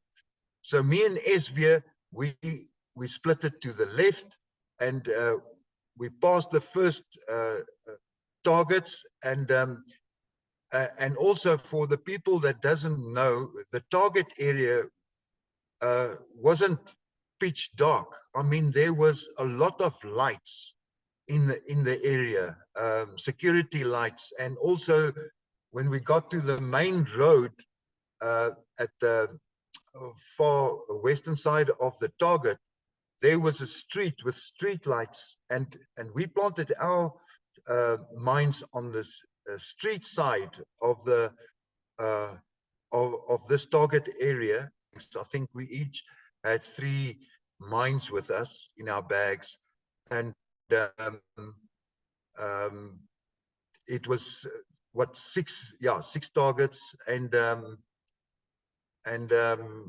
we moved to the targets, and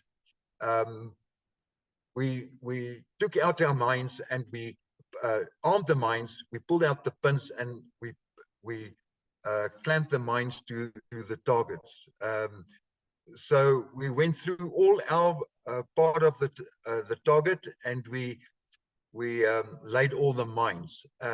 We made sure that we had all the pins with us. So 6 mines is 6 pins that we must have, because we rehearsed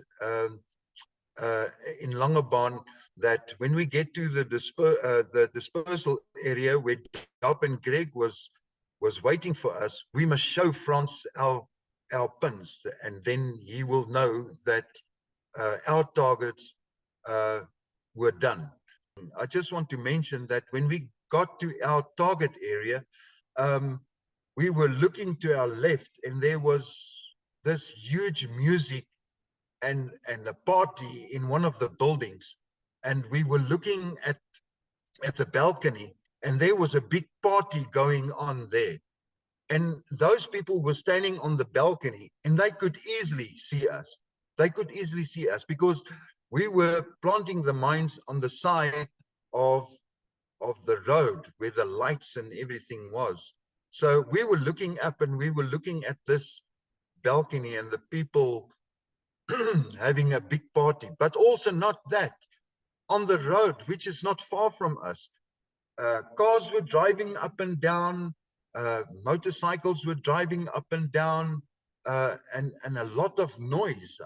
I mean, from the tanks where we planted the mines, if you take a distance to the fence, it was about 5 meters to 10 meters, and then from the fence to the road is another 5 to 10 meters, and then from there, the buildings across was also there. So we're talking about 30 to 35 meters from the tanks.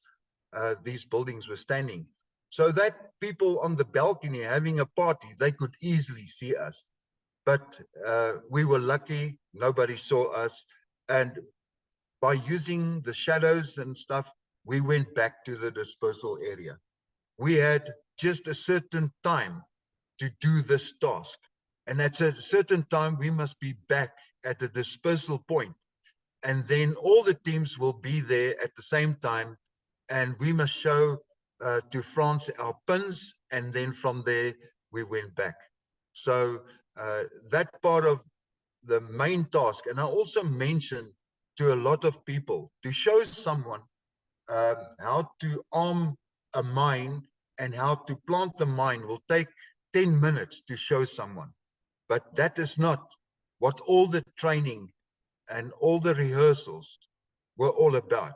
It is about if something goes wrong, that is where the training and the rehearsals and the emergency drills comes in, and to fight our way out of a problem. That is what we are trained for. That is why we did so much rehearsals and training, is because if something goes wrong. But to plant the mine, that was the easy part. And I just want to mention this so that people that sees this footage, that they understand why we do so much training and rehearsals in detail.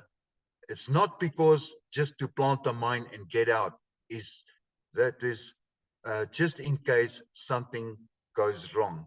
So this part of the task is done, and me and Ystervuis, we were happy, and I could see on the face of Frans, he was happy when we showed him the pins, and then from there we carried on. Ja, kolonel Frans het klaar verduidelik, jy weet, van die probleempies wat ons gehad het voor ons by die drop-off point gekom het, jy weet, so ek gaan nie daaroor praat nie, ek gaan net sê, vandat ons by die drop-off point aangekom het, jy weet, maar ons het toen die wagte gesien, wat so plus minus 40 meter weg van ons af is, en hulle het allemaal so in die vuur, in die rigting van die vuur gekyk, jy weet, wat eintlik in ons guns getel het, want jy word nagblind, jy weet, en as die man dan omdraai en hy hoor dalk iets, jy weet, dan kyk hy in die donkerte, so gaan moeilik wees vir hom ons te sien. So ons spanleier wat kolonel Frans was, het vir ons die teken gegee, kom ons beweeg nou reg rondom hulle, jy weet, en ons het letterlik soos ninjas beweeg, stadig, stadig, en jy weet, in die skaduwees geloop, en dan het ons op 'n punt gekom wat ons besluit, dat ons spanleier vir ons gesê het, jy weet, loop soos normale mense, jy weet, sodat as die mense ons sien, dan lyk het soos, weet, normale mense wat daar loop, jy doen nie 'n sneaky peeky ding daar so in, en ons het so onbeweeg tot ons die perimeter fence geslaan het, jy weet, en daarvan af het ons afbeweeg na die eerste, wat die eerste oorspronklike ingangs, of sal ek sê die entry point was, jy weet, en daar het ons gekom, en die slot was ongelooflik groot, ons het dus 'n boltcutters daar gehad, jy weet, daai kake van daai boltcutters kon nie eers om daai hak kom nie, so groot was daai slot gewees. En ons het, die spanleier toe vir ons die teken gegee, jy weet, dit is als handsyne, dit is nie praat nie, jy weet, dit is handsyne, en hy wys ons beweeg af na die alternatiewe, weet, die ingangspunt, en die uitgangspunt, so het ons het daar aangekom, en Kolonel Frans het vir ons gesê, right, ek en Greg Ashton, ons my spanmaat, het so 10 meter weg beweeg van die hek af, wat het nou lekker donker is, wat ons nou kon kyk, en terwyl die span nou die teiken infiltreer. En, maar daar's 'n paar goed wat ek nou baie mooi onthou, jy weet, is daar was 'n blok flats, jy weet, of woonstelle, net agter die tanks. En nie by die 3de, 4de vloer, ek kan nie presies sê wat 'n vloer het was nie. En daar 'n klomp ouens uitgehang, lekker gedrink en gekuier en musiek, en hulle direk afgekyk na die tanks toe. En in die yard in. Ek was nogal bekommerd geweest dat hulle die spanlede gaan sien wat binne in die yard is. En maar gelukkig het daar niks aangekom nie. En dan het ons gehoor as die spanlede hierdie myne, of jy weet, hierdie myne teen die tanks het. Dit was helder, man. Ek het amper geskrik, want jy hoor hoe my neute inskop, jy weet, teen die tank om die limpet mine, of die myn teen die tank vast te hou. En ek het op 'n stadium het gedink ek moet begin tel, dink ek nee man, fokus maar daar voor aangaan, jy weet. En toe kom maar 'n trok aangery wat vol troepe was.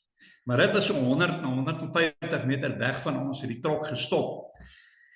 En die ouens het daar afgeklim, en het was baie gewarra en gehanna daar so, jy weet. En ek het bietjie bekommerd geraak, gewonder of dit nie die wagte is wat hulle gaan aflaai, waar die patrollie moet stap. En dan moet ons ook nou 'n kritiese besluit maak, en op jou voete dink, want weet jou span is binnekant, jy's hier om hulle rug te beskerm, jy met daai uitgangspunt moet jy beskerm. Jy weet, as die ouens dan nader kom, gaan ons stil sit en wag, en tot op die laaste moet ons dan besluit, gaan ons hulle aanvat, of gaan hulle verbygaan, jy weet. Dit was vir ons 'n belangrike besluit, jy weet, en ons het nogal redelik in spanning daar gesit en wag vir hierdie span om nou terug te kom. En uiteindelik toe hulle nou klaar is met hulle gedeelte van die werk, het hulle daar by die heining aangekom, en ek onthou die spanleier het vir die manne gewys, gou by mekaar gekom, en hy het hierdie mechanismes getel, kyk of die manne die job reg gedoen het, en toe het die ouens weer oorgeklim, ek het vir hulle die teken gegee, alles is veilig, reg, ons kan kom. En daar het ons ge-RV weer met die span, en ons het toe terugbeweeg, na weer om daai selfde wagte wat daar by die vuur gesit het. Het ons toe om hulle beweeg, terugbeweeg na die pick-up point toe, waar kolonel Douw Steyn hulle vir ons gewag het, eintlik so eentjie weg van die pick-up point.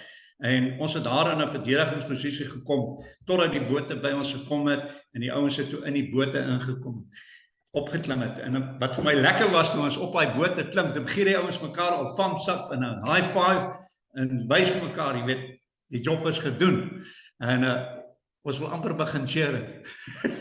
Ek gesê, ja, maar, weet die job is nog nie klaar gedoen nie, en boot het omgedraai, en ons is stadig weer terugbeweeg, tot by erfpunt waar ons dan opgeleid en gewag vir die ander spanne om by ons aan te sluit.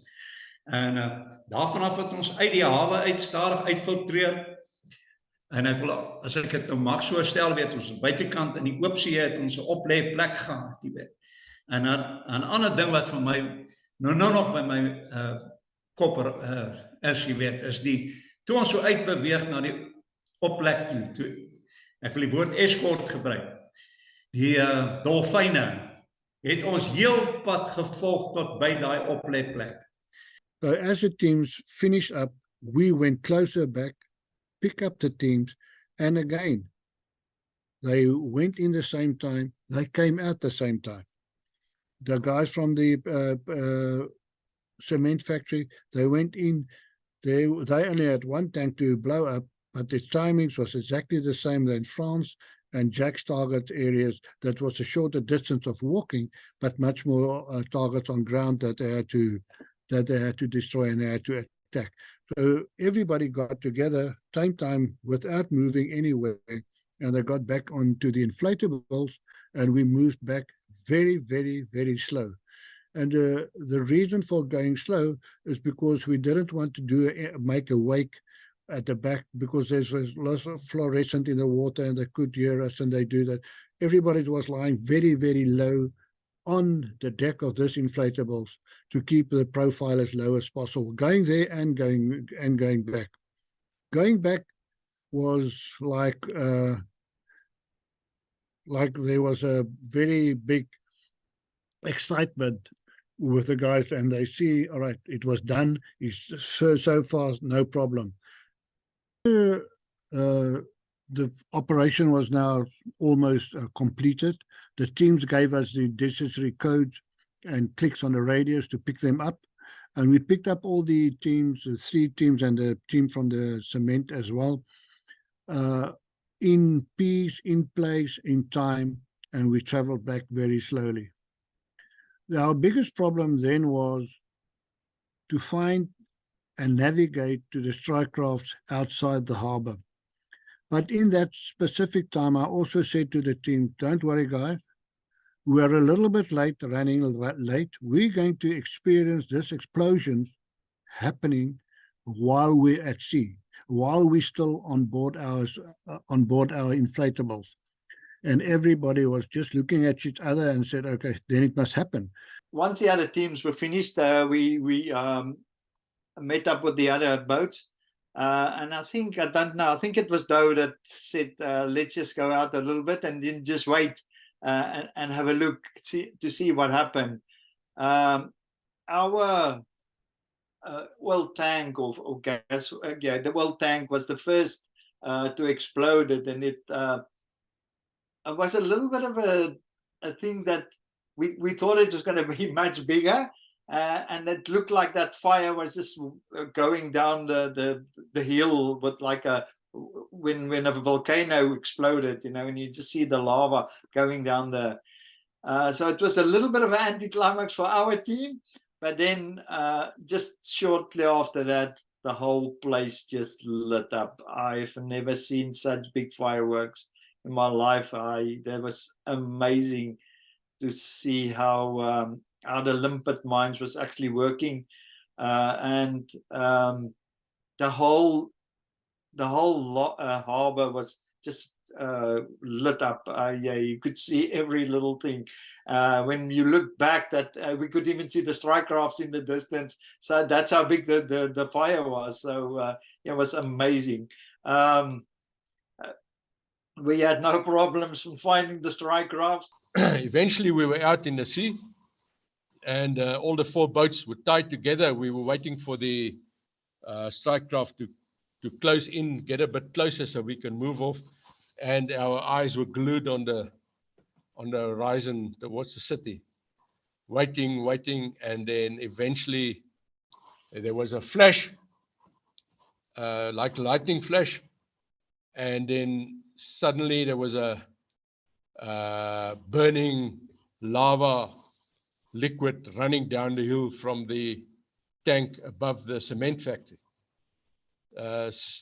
Exactly like a burning lava, which obviously was a crude oil that was in that tank that was burning and running down and out of the hole in the tank, running down the hill.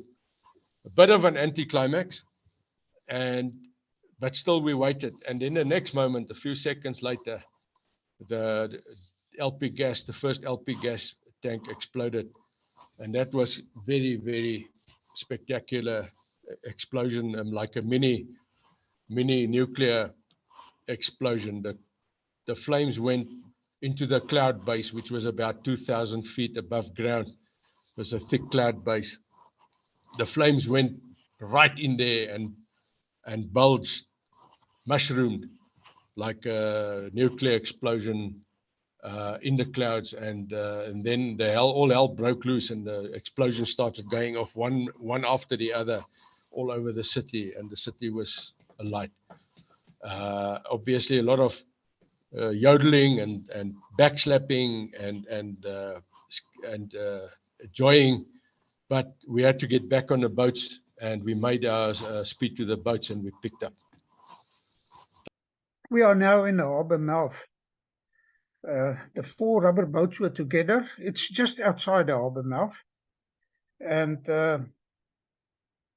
we turned back and we looked at the harbor. And like Douw said, Douw gave the countdown. and we're waiting for the limpets to explode or to detonate. And then waiting.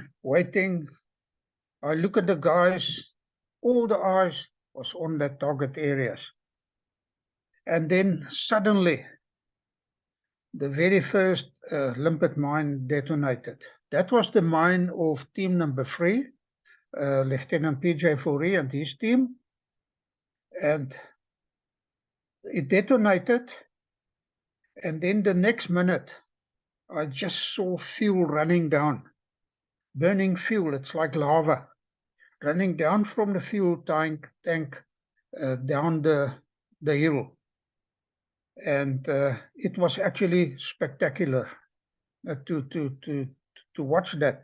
The explosion, like Jack also said previously, was not that loud for me, that very first one that went off.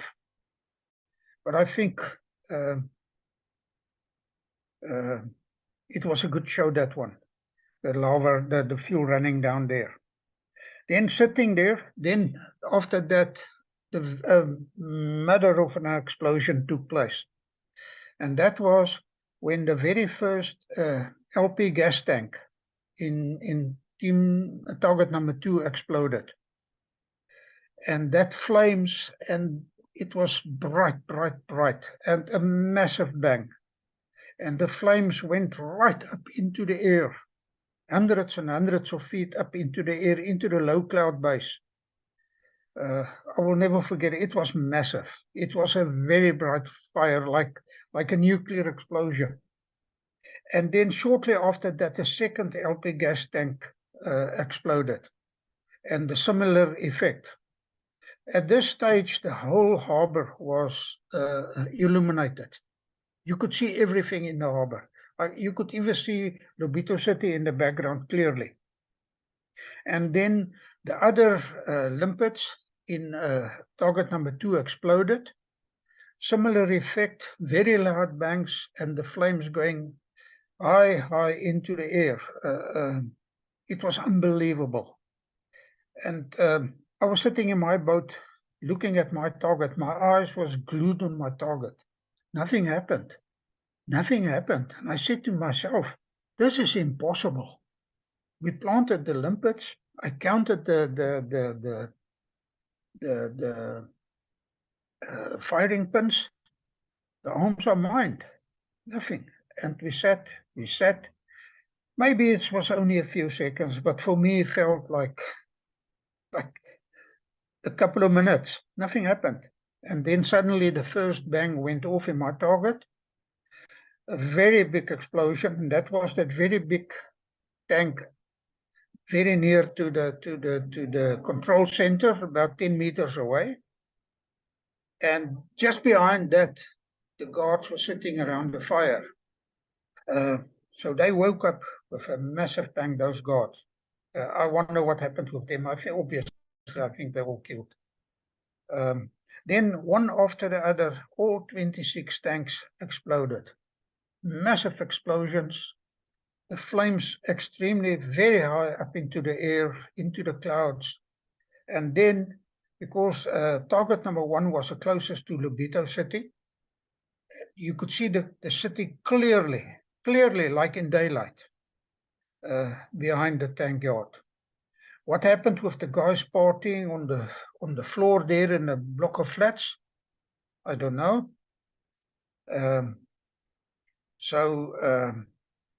It was very, very spectacular to watch all that. Then it was time to go. And then Douw gave the command to go back to the strike craft. And we turned towards the strike craft, but I want to mention something here. The strike craft at this moment was about 10 kilometers away from us, or 5 sea miles more or less. As I turned around towards the strike craft, they were silhouetted clearly in this massive fire. I could see the missiles, the Scorpion missiles. I could see the 76 millimeter cannons. It was unbelievable. Clear. Tuffy didn't have to navigate. He just went straight there with the rubber boats. So we sailed back to the strike craft for the pickup. Okay. Having seen the order, etc., I knew when the explosions were about to go off, and we did tell my ship's company or send the word around that to stand by. We were about to go in again, and we started moving in, and we were in our landing position, in the recovery position, just as the explosions took place. And as I think it was been written before, it was an amazing sight. First, the cement factory, followed by the LPG gases. And the first thing, I was on the bridge. Andrew Rennie was in his ops room, funny enough. And I was on the bridge, and as it went off, the first thing I noticed with the light was that it was like daylight. And I could clearly see people standing on the deck of my fellow ship. And I realized that if anyone was looking, we would be highlighted and very, very visible. With the explosions, the boats were now returning, and we were also monitoring the chatter in the harbor, and there was a lot of chatter on Channel 16, which is the International Maritime Channel. It was quite fascinating because initially it was people, what's going on, people asking. I speak Spanish, so I could understand some of the Portuguese, but some of it was in English, particularly the German ship. And at this stage, the whole harbor was alight. It was quite unbelievable. The cloud base was very low, and the reflection, you could see everything. You could see the outline of the coast. You could see everything from where we were. And it was quite scary in a way that you felt very naked. After we picked up the raiding team, we moved out at a very slow speed, until way out of the mouth of the harbor. On our way back to the strike craft, we heard the first explosion. The mission was not over, and discipline was of utmost importance, and we cannot compromise the strike craft. So we couldn't shout and scream and shoot with AKs to make it but we had to keep quiet and move out steadily. The strike crafts were visible in the glare of the flames, which helped a lot, and we could just ride straight to them. We offloaded the one-recce teams at the scramble net and proceeded to recover the boats, which is a nightmare experience in itself. The coxswain has to keep the boat behind the strike craft, measure the strike craft speed. There's a buoy in the water with a chemical light with a snap hook on that has to get hooked onto the rubber duck. The deckhand, the number 3 in the boat, is hanging over the front of the rubber duck to connect the snap hook to the eye on the rubber duck.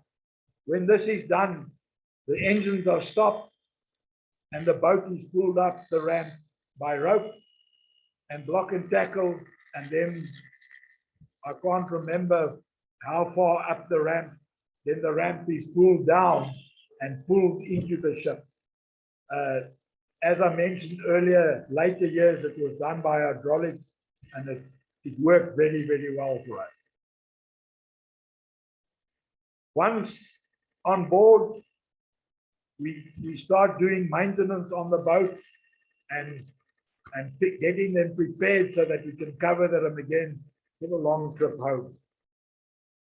During bad sea states, they are tied down with the covers on, and we never lost any equipment at sea. So it was quite safe at the back of the ship. The Navy didn't like that very much because they wanted to travel in dark out of the danger area. Then the first explosion started. And immediately with the first explosion started, and the whole area was light up, and it was very interesting to see these explosions, except of the explosion. But in that part of the world, there's always low cloud. That clouds actually became orange. So the whole area was light up. And what was light up about this is our navigation problem stopped there because we could see the strike craft. They were nice and open, and with that light behind us, we traveled straight to the strike craft. We got on, and they were very, very sensitive, those Navy guys, because they are very far from home. They're on strike crafts. They want to be out of the area in dark, and we're busy making a war.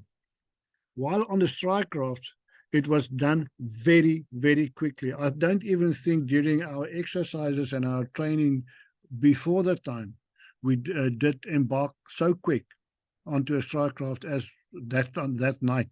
But it just shows you again, if your training is correct, your training is done, then anything can happen as quick as possible, and that's what happened.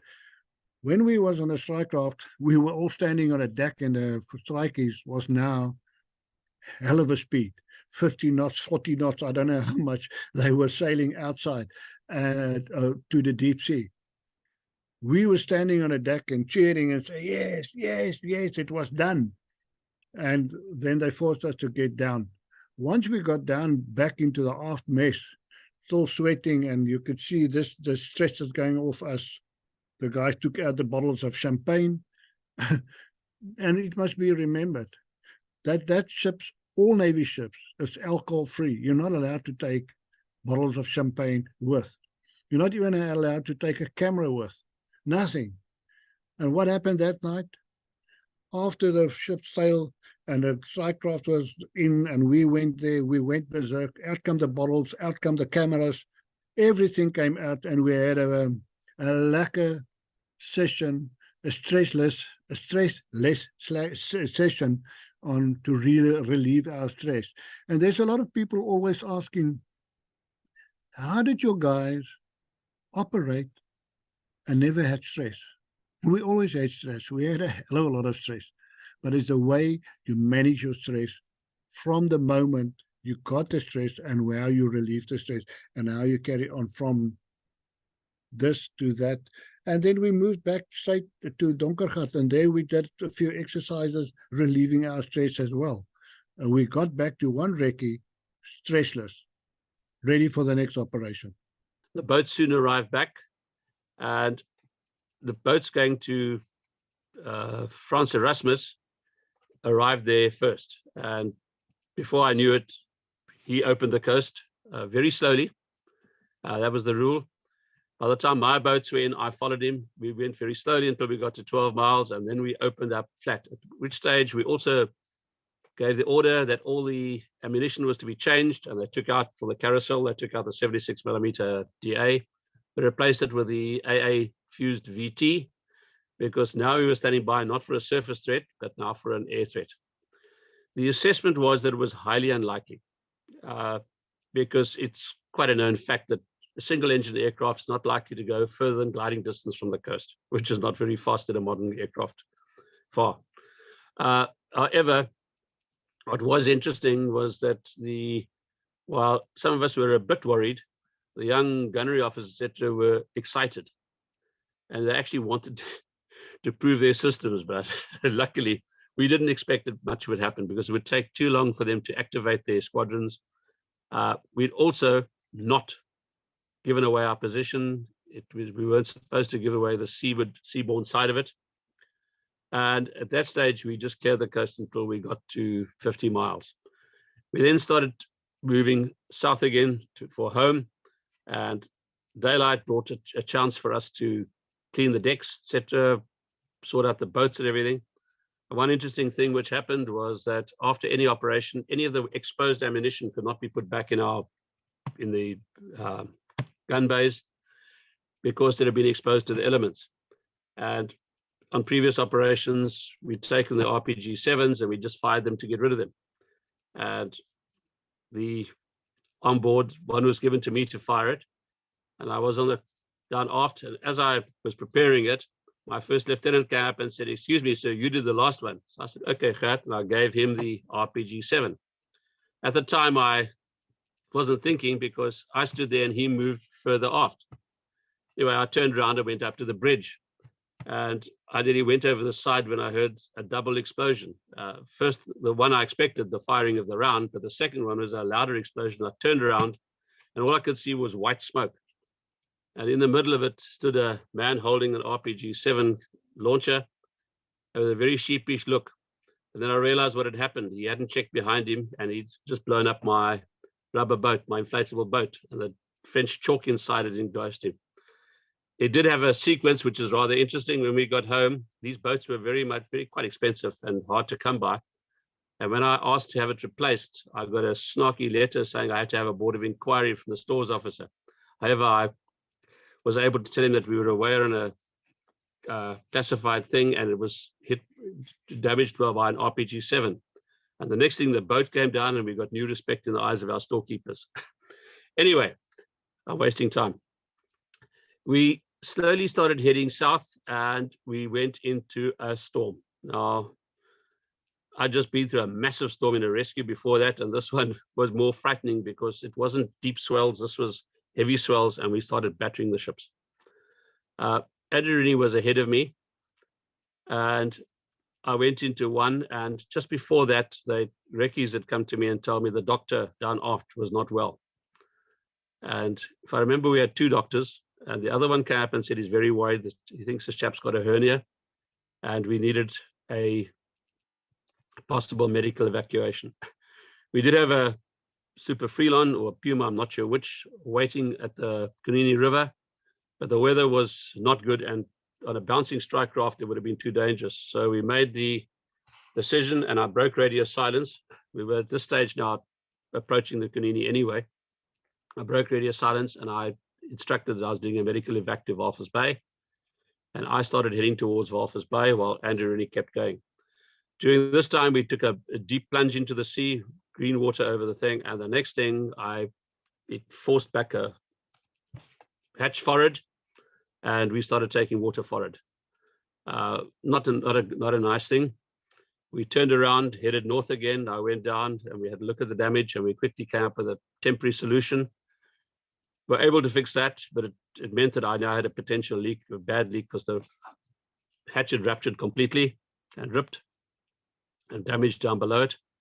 And we then slowly, but as fast as we could, made our way from Walvis Bay, closed the coast, went in at night again, fishing lights, and dropped him off, and the doctor was evacuated. We then continued south, sailed immediately, continued south, got to Longabaan, once again went in, offloaded everything, and I then returned to Durban, to Simonstown, where a team was waiting to fix me. They'd previously repaired the damage to Frans Erasmus, but they were waiting for me. The team was waiting because we only took 4 hours to fix it. They cemented the stuff. But the fascinating thing was the person in charge of the dockyard, Commodore Dieter Gerhardt, was there asking to assist, how I could assist, etc.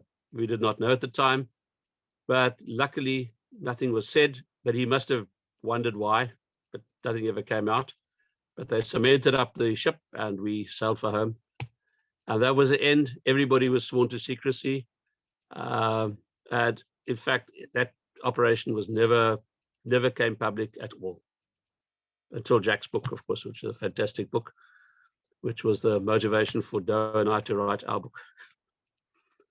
So I agree that it was the most successful clandestine operation ever. I actually think it was the most successful operation ever by South African forces, because in research for the book, I discovered that not even the CIA suspected us. They attributed in a redacted document to UNITA. So the best operation, sorry, the most successful operation ever. We were on our way now back to the strike crafts. Like I said, they were silhouetted clearly in the massive fire that was burning in the harbor. Arriving at the strike crafts, the scramble nets was already hanging. So we approached the strike crafts, the 2 strike crafts, and we went alongside, and under command of the coxswains, we very quickly climbed up the scrambled nets, and we gathered on the deck of the strike craft. Exactly the same happened on the other strike craft with Jack and team number 1 and 2. So we gathered on the deck on our strike craft. We made weapons safe, and then we went into the aft accommodation where we stayed. When we arrived in the aft accommodation, Captain Woodman was there waiting for us. The intelligence officer Henkutse was there waiting for us. Okay, we put our gear away, and then I went out again. Without a word, I went out of the accommodation, back on the deck. And I looked at Lobito and at the harbor. And what I saw was amazing. The flames were still burning very, very high. I can just presume there was total chaos in that harbor and in the city. I can just imagine how the police vehicles are running up and down, sirens going, and adjacent buildings to the harbor caught fire, and so on. So I watched this a whole lot from the deck, and I just realized what a small group of well-trained special forces guys are capable of. We inflicted such a big damage to the enemy with a few men. This is amazing, and that is the job of special forces. Then we had a very quick debrief. Captain Woodman, an intelligence officer, and myself, and Douw. And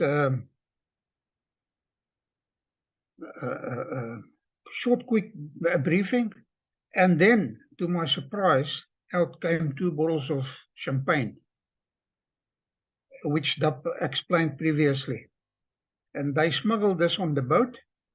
And it was Ystervuis, one of the team members, it was his 21st birthday. So in the after accommodation, we drank the champagne.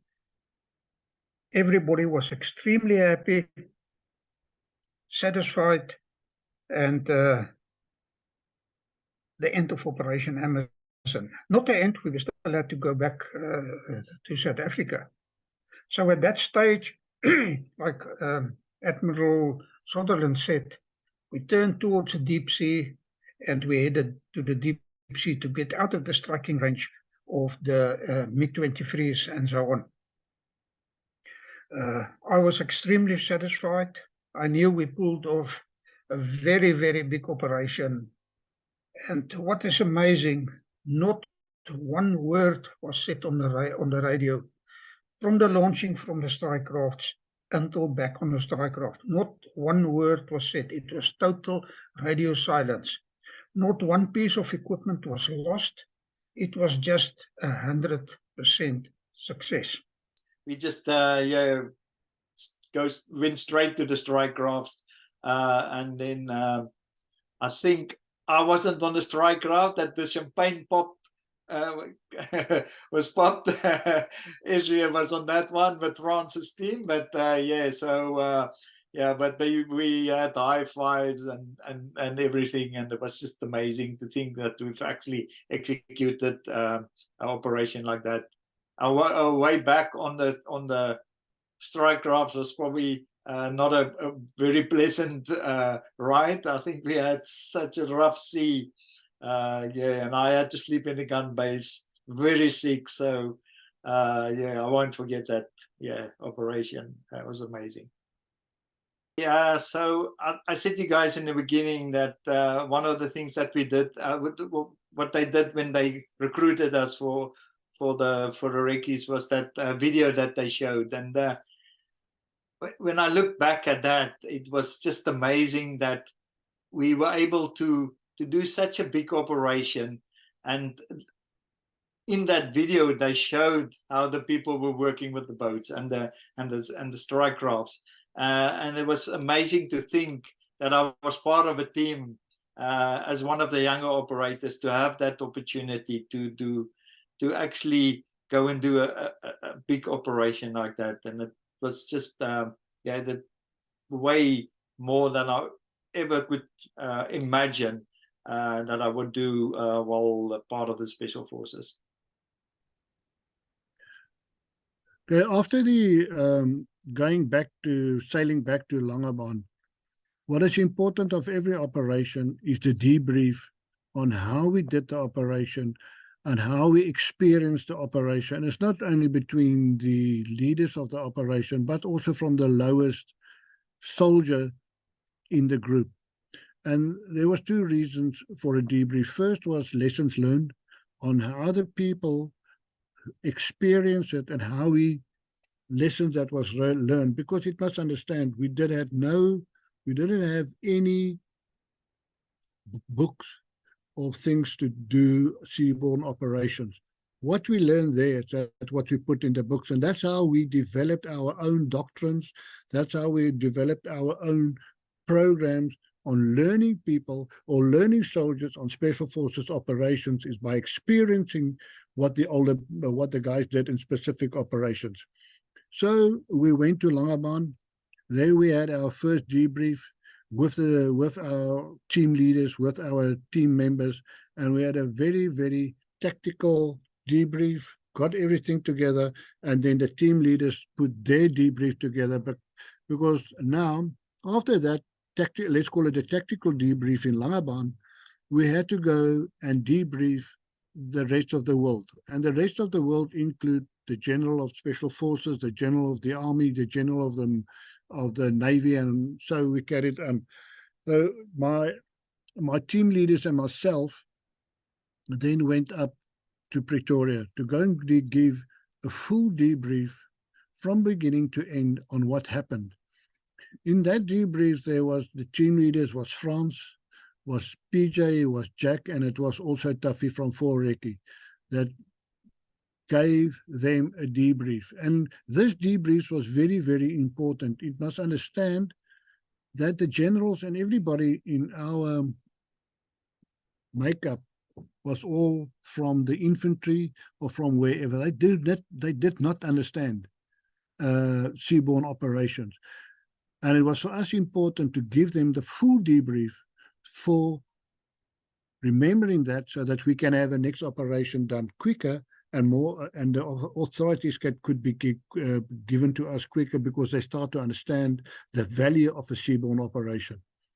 So we went up to Pretoria, and there we had each team leader had to give his specific drills that he did, how many mines he placed, and what was the result. The result we got them a little bit later by intercepts and things. We then heard that this was done, that was done.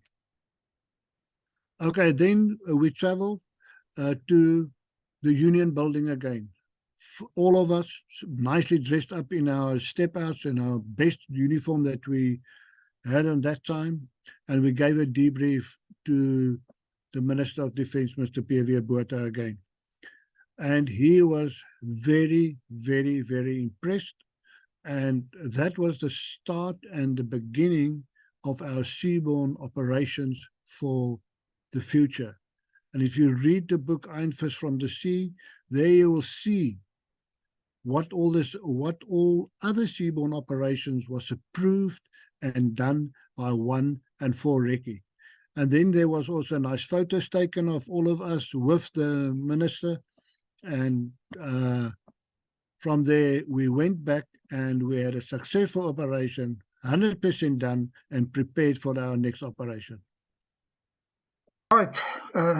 So we sailed back to Walvis Bay, and from there back to Donkergat. Then soon after arriving at Donkergat, the team leaders and Douw Steyn, they flew us to Pretoria for a debriefing at Special Forces headquarters. We gave a briefing there to the Chief of Special Forces. Present was General Constant Viljoen, the Chief of the Army. And after that briefing, Constant Viljoen, the General, was very, very pleased with the operation. He then arranged for a briefing the next morning at the office of the Chief of the Defence Force, General Magnus Malang. So we arrived there the next morning and we gave a briefing to the general. And present was about 30 officers, very senior officers, high-ranking officers, generals, brigadiers, Air Force, Navy, you name it. And during the briefing, or after the briefing, the one brigadier came to me and he said to me, "You guys really did this? This is impossible." I said, "Well, we've just done it." The rest of the army could not believe, or those guys present, what we are capable of. Then we went back to Special Forces headquarters, and shortly after that, Commandant Kingon called me and said we must get ready for a briefing to the state president, Mr. P.W. Botha. So now we had to plan and prepare under the guidance of Commandant Kingon, prepare the briefing for the president, which was, we only had 45 minutes available for this briefing. So the next morning we went to the Union buildings. Now this was something new to us. I have never been there in my life before. And we sat there and in came the president and we started the briefing. And Mr. P.W. Botha was extremely satisfied with what he heard. Now, we all know he was a military man since his days as a Minister of Defense. And I told him the story of the seagulls. Now, the story there, remember earlier I told about the seagulls that I spotted and I did not know what is wrong. So what was wrong? The seagulls was not standing, was not swimming. They were standing on a sandbank and I never picked that up. That part, the Prime Minister, the state president really enjoyed that. After that, he asked me many explain again that thing about the birds. So halfway between the briefing to the president, he called in somebody, maybe his secretary or whatever, and he stopped the briefing for a while and he said, "Listen, we've got 35 more minutes. You like this?" So all his other appointments was cancelled, and we had 5 minutes more. And then they arranged tea and coffee, or something to eat with the president, and a photo was taken, which you can see there on the screen. Now all the silver, the cups and things, us Rekkies were not used to that. No, we used to plastic cups and things like that. Suddenly all this silver. In any case, after that we went back to Special Forces headquarters. The debrief that we gave to the generals, to the minister, was on a tactical and strategical side. On the tactical side, the team leaders gave their specific operation they did, how they planted the mines, and who was involved and when they did it, and also about the timings. Tuffy specifically talking about how they infiltrated with the inflatables, how you had to have only a certain speed, certain noise, certain camouflage on the ships, on the inflatables.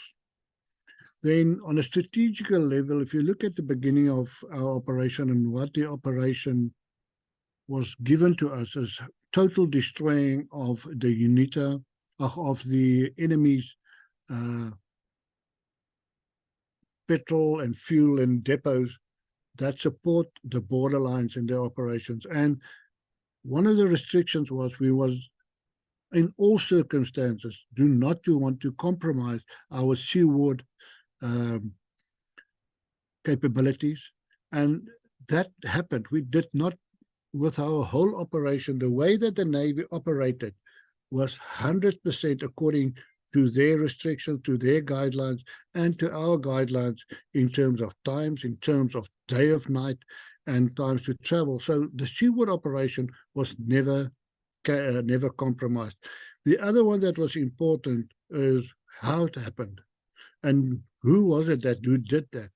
And there we got a guideline. It must be given, all the credit must be given to UNITA, the resistance movement in Angola.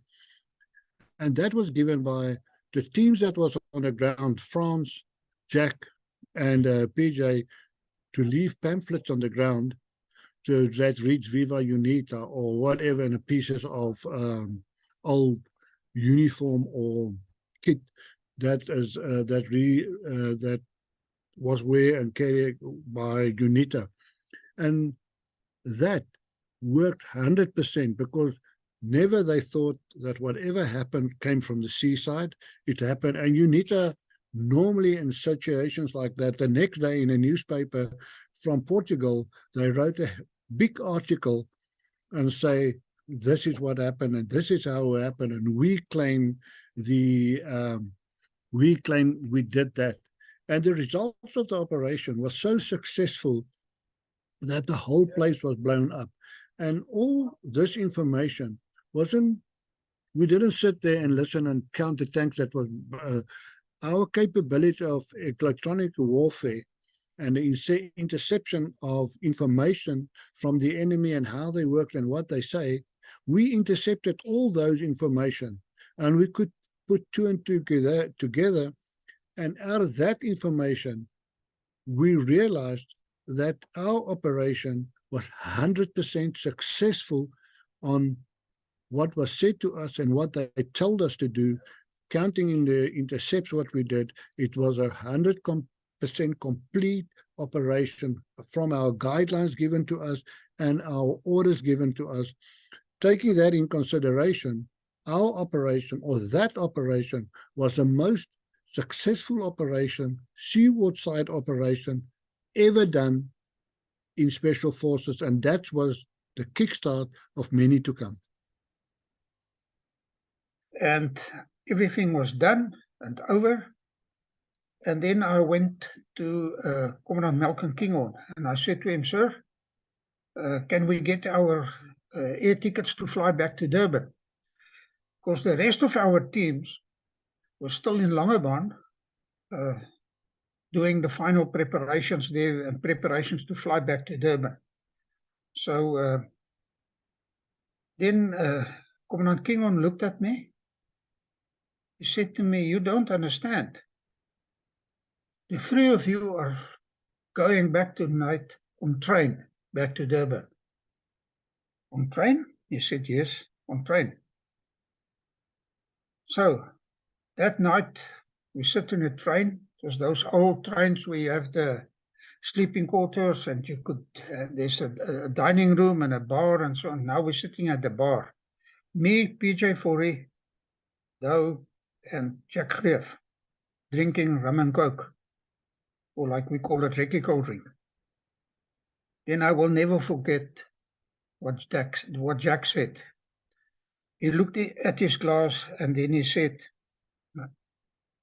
yesterday we were the heroes. Now we are shit. And we carried on for Durban. This was a very, very, very good operation. I think the best ever.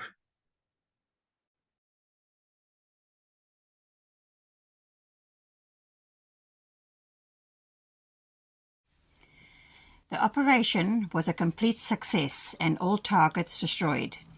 The following results were achieved. This was confirmed with electronic warfare interceptions. Results: 31 large fuel tanks destroyed. 2 LP gas tanks destroyed. The infrastructure of all targets destroyed. Tons of burning oil damaged the harbour and ships at anchor. The jail close to Target 1 was also destroyed or badly damaged.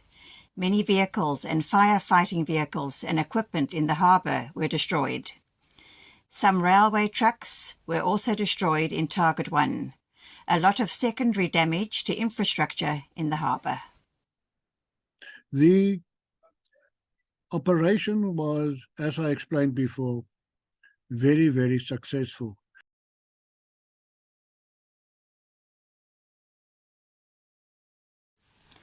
Why was Operation Amazon so successful? Command and control was very good. Good leadership at all levels. Very good cooperation with the SA Navy. Good battle discipline. prior target reconnaissance, intelligence gathering and confirmation of EEIs, in-time intelligence, detail planning at all levels, good preparation and rehearsals, good combat equipment suitable for the task, limpet mines specially designed and built for the operation, very good radio discipline, complete radio silence throughout the operation, highly trained special forces operators and strike craft crews. It must be understood in this operation we did, and the soldiers that participated in this operation, average age was between the age of 23 and 25. And they all came from an infantry background. They were never trained in this type of special forces operation. And with their aggression, with their training, what they got, they turned out as special forces operators with great confidence. And that was one of the success stories of training youngsters in special operations with confidence, going to do the operation with no problem at all. It must also understand that there was always a question on how we select special forces people, on how we select soldiers to do operations like this. And with our training and with the execution of this operation, it was just confirmed again that our initial training, our initial selection of the people, our selection courses that we did at that time was in place to select soldiers that can do operations like this. There was not one of them that said, no, you don't want to do it. There was no one that had a stress problem afterwards. And that is due to the fact of initial training, of initial selection of soldiers that can do that type of operation. And we carried on with that selection for some time until we changed it over to a shorter selection, but with the same results. It must also be remembered that the success of this operation was not only because of good training, because of good timing, because of good command and control and good intelligence. It was because of our special equipment that was designed for us, the mines that we used, the radios that we used, all that in that time of the war, it was good equipment. And we could not execute an operation, plant bombs, if it was not for our equipment and for our company that provided us with these bombs, EMLC.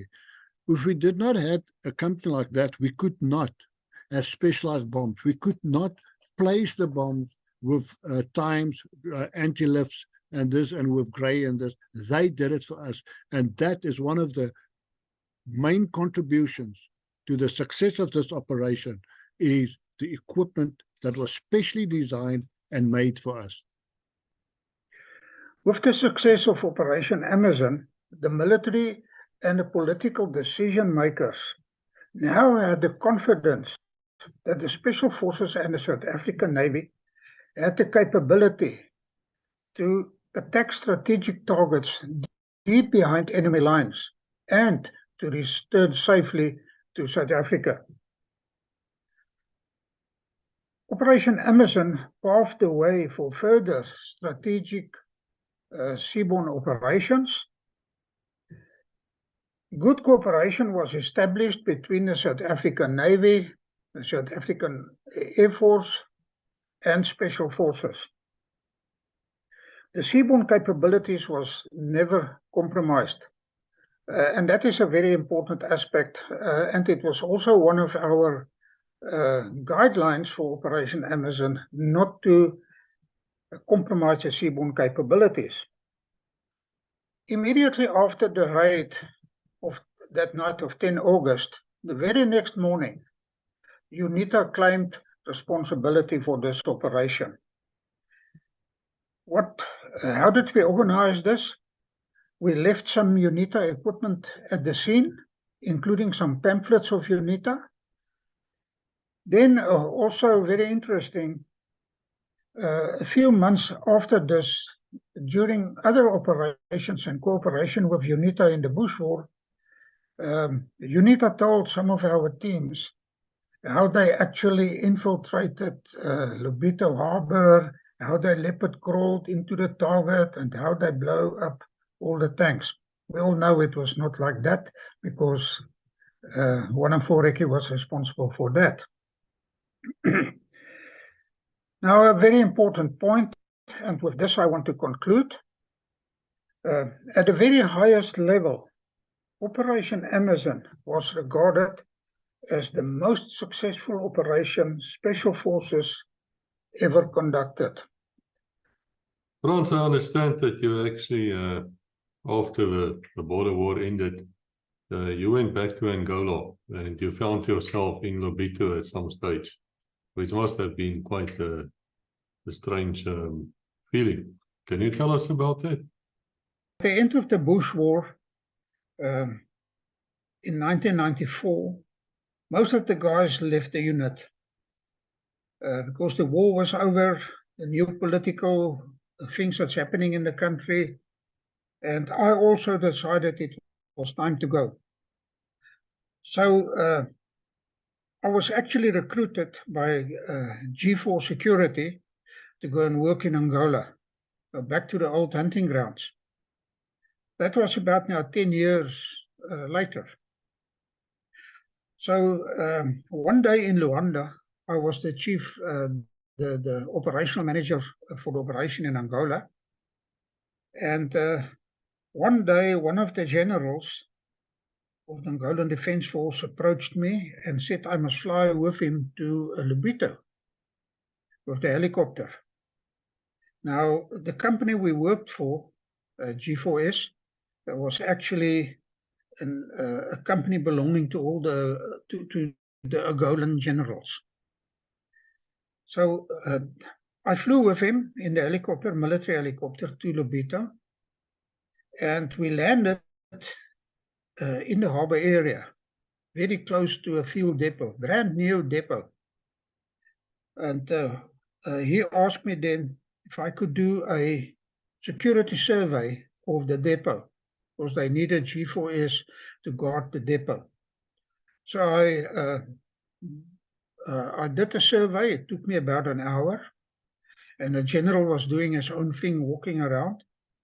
Then later he came back with a jeep, a military vehicle, and he said to me, he asked me if I'm finished. I said yes. He said, okay, let's go. And I thought now we're going to fly back to Luanda. But instead, we drove deeper into the harbor area, and then I was shocked. We drove straight to the target area of target number 1, the old main fuel depot. And we entered the area and we stopped there. I was extremely worried. Why? Why is he bringing me back to this place? He said nothing. I said nothing. We got out and I looked around and I saw the total destruction. The tanks were still standing there. They were shrinked like this, burnt down to the earth, black. And all of them had massive holes in it, where the limpet mines detonated. And they did nothing there. They just left it like that. So I looked at this lot and I said to myself, I'm going to get arrested now. And eventually I had to say something. And I said to him, General, what happened here? And he said to me, many years ago, in August 1980, UNITA attacked this place. And they totally destroyed this fuel depot plus 2 other targets. That was target number 2, Jack's target, and target number 1, PJ's target. Everything totally destroyed. Then he said something very interesting. He said they searched afterwards for UNITA. How did they come into this area, into the depot? From where did they come? And they found absolute nothing. Nothing. no tracks, no signs. And he said to me, maybe they are still around in the town somewhere, but I can't find them. So, UNITA, after the next day, after the attack in 10 of August, they claimed responsibility. It was arranged, obviously, by the South African Defence Force. And UNITA claimed responsibility on the international media for the attack on Lobito Harbour. So what is important here is the way we executed this operation, the seaborne capabilities of Special Forces and the South African Navy was never compromised. And that was one of the guidelines that we received from the Chief of the Defence Force, General Malang, not to compromise the seaborne capabilities of the South African Defence Force. So that was quite nice to walk around in the target and see our handiwork. Thereafter we flew back and not a word was ever again said about this. So that is what happened that morning. Internet, this is probably the most amazing story which I've ever heard. I understand now, and I hope you understand also why it's so considered to be the greatest operation ever done by the Rekkies, by South African Army Special Forces, and why there's a lot of people who say it simply cannot be done again. We've done our best to bring you the story. I wish to thank all the operators who took the time to talk to us. It's an ongoing process. We've been talking to them for weeks to get these videos to you, these episodes. But if you want to read further, there are 5 different books you can read. We are flashing across the screen now, and all of them were written by the men who were actually there. So it is from the horse's mouth, and these are the books that they recommend themselves. So go to the description, get hold of the links, and see if you can get hold of these books, and then you're supporting a good cause as well. So thank you once again to all of you. Until we meet again, God bless.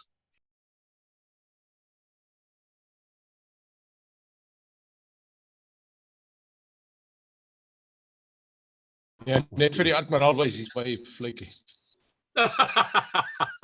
Kan jy die ding blaas ooit of wat? Ek wil hom nie blaas nie, maar ek hou hom vir 'n aanding. Ja, Maar dit is Wel, dit hy- myne, my tydjie. Een vinger. Dankie. Net die instruksies, die instruksies.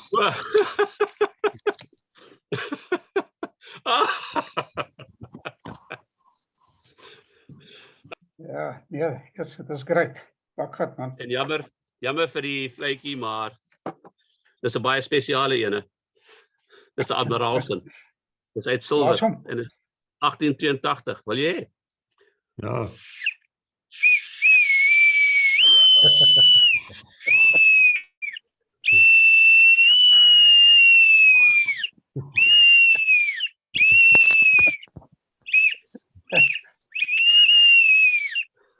Sorry, Jack. Mens kon slaap deur dit.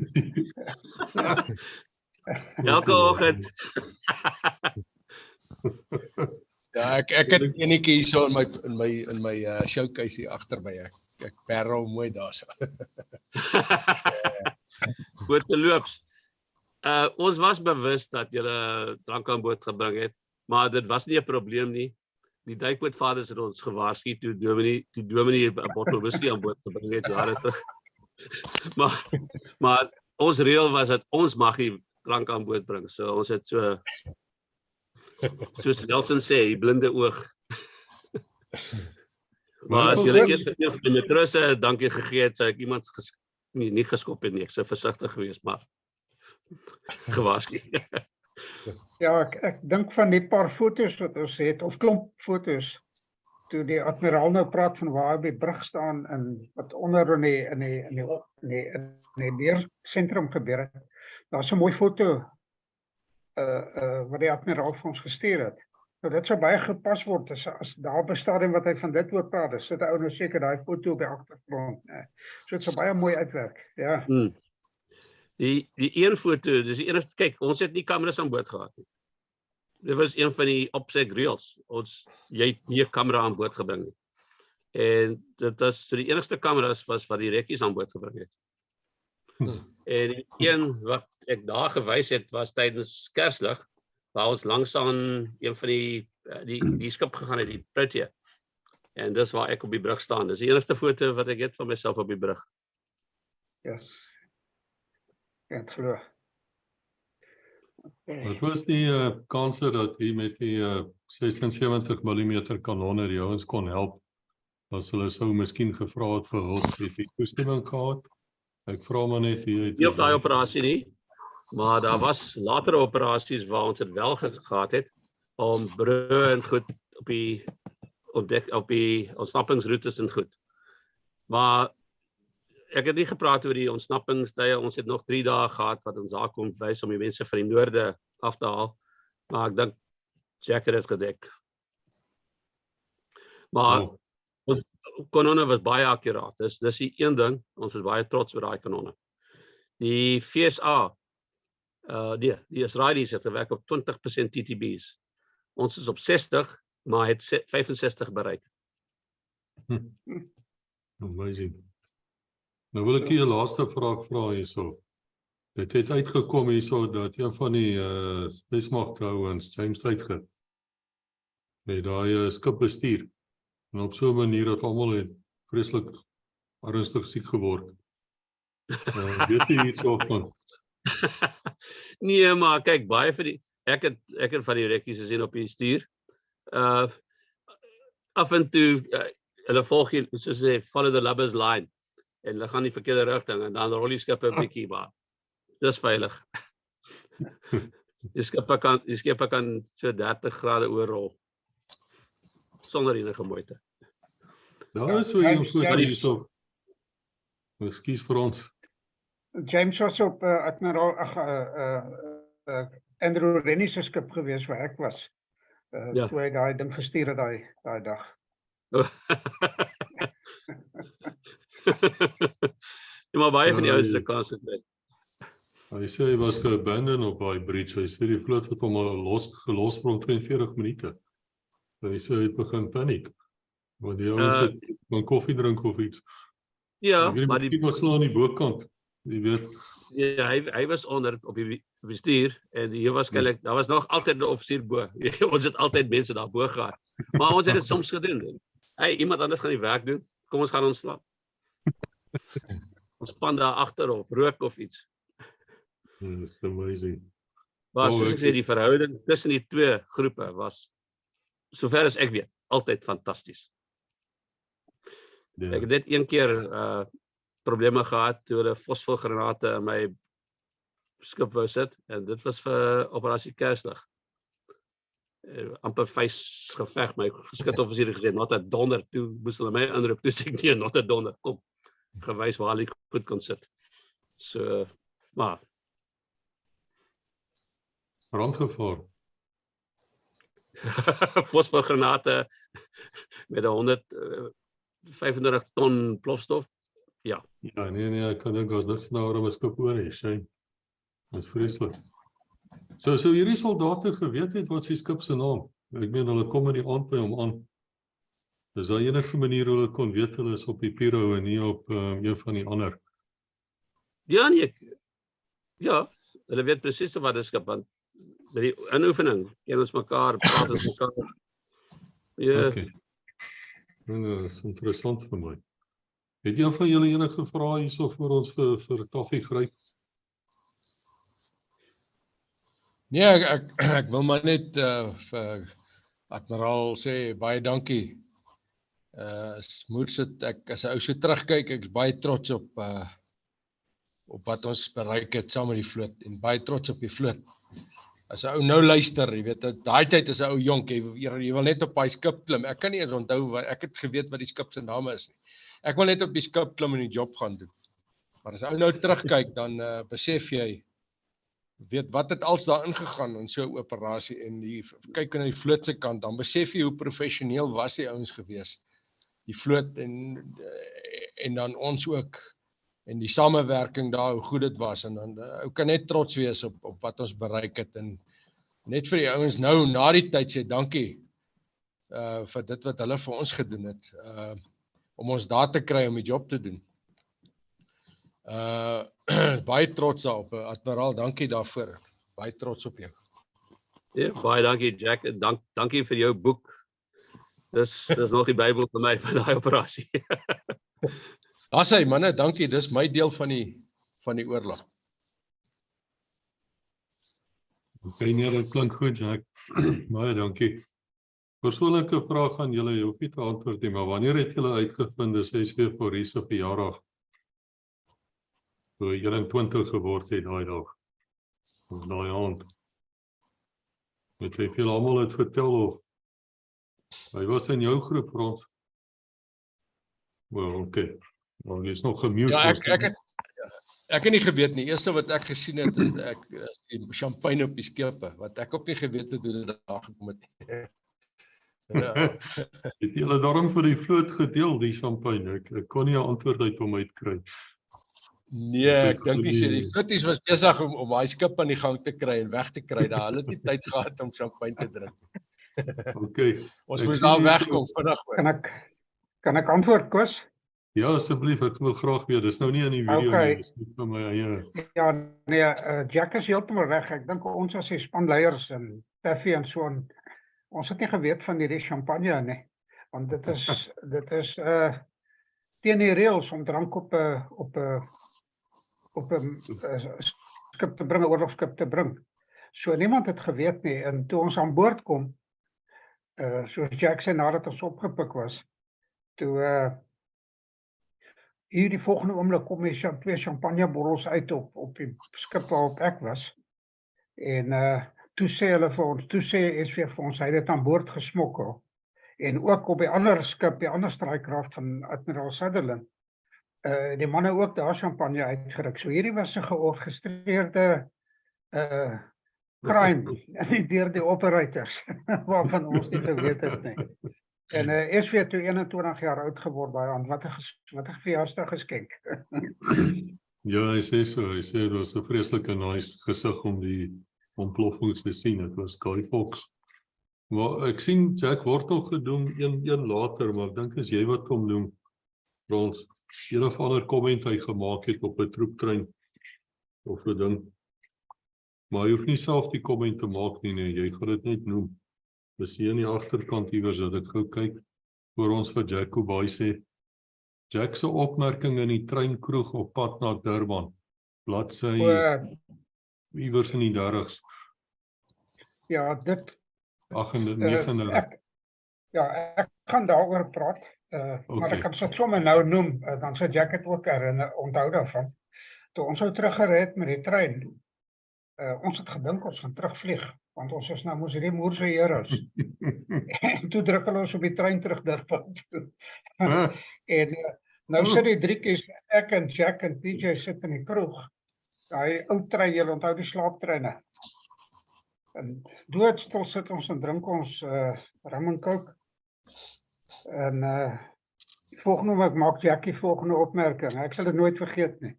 En sy woorde was, hy sê ja, gister was ons die heroes, vandag is ons te kak.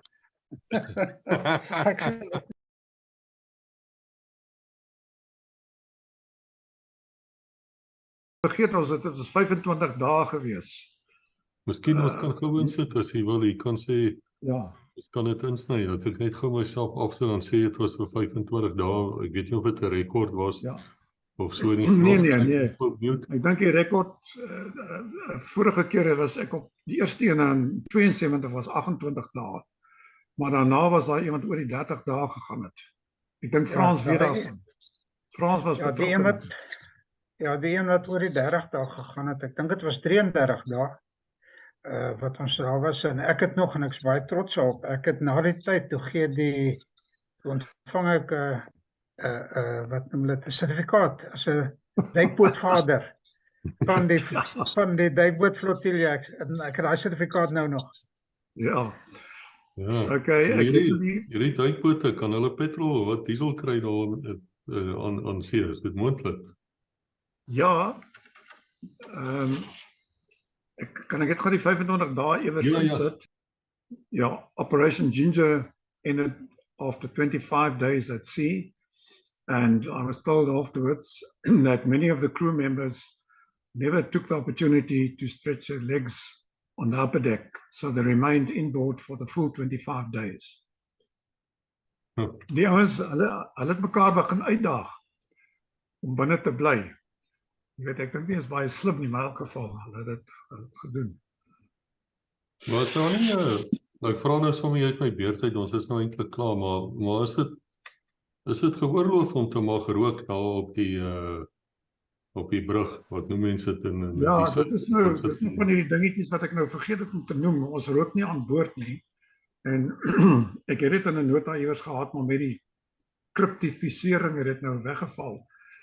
Die spasie binne in die brug is baie klein. Jy het jou offisier van die wag daar, jy het die uitkykman daar, en as dit mooi weer is, dan sit die uitkykman bo op die snorkelmas, wat natuurlik nou in die afposisie is. So hy is uit die pad uit. En dan staan die offisier van die wag daar, dan kan daar nog so 2 mense staan, wat rokers is. En dan binne in die klein bedekking waar jou kaart gewoonlik gehou word en waar die luik nou oopmaak, daar kan nog 'n roker sit. So jy kan so 3 rokers akkommodeer. As dit nou baie mooi dag is, en dit is nou nie 'n patrollie nie, dan klouter die ouens selfs tot bo op die fin, daar tussen die maste in om te sit en rook. Nou Die ouens sal enigiets. kan daai periskoop het hy 'n ingeboude lig of 'n ding dat hy soos 'n morsekode met hom kan flash na iemand as dit moet. Kyk, as dit 'n lig is, kan jy natuurlik deur die periskoop kyk. Ja, maar sê maar in die aand, kom ons sê vir een of ander rede wil jy 'n sein stuur wat nie meer op radio is nie, soos 'n flits. Dus dit is daar soos 'n lig of 'n ding, flits vas aan daai periskoop wat jy so iets kan doen. Jy meen of ons 'n sein kan stuur? Ja.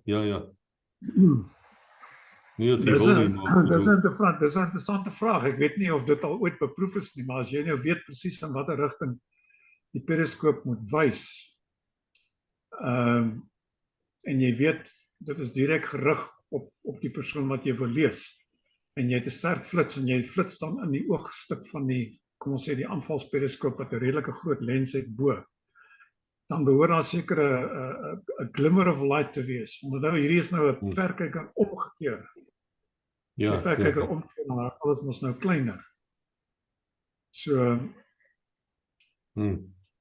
ek is weet daar nie, iets oor die waar, ek wil vir u gevra het, in Frans, ek wil nou nie jou tyd mors, ek weet julle is besig, maar toe u was by die Middellandse See met die Franse duikboot, ek het iewers gehoor, dat van hierdie ouens het met die periskoop opgekom, en toe sien hulle 'n paar mooi meisies wat kaal tan daar op die seiljagte.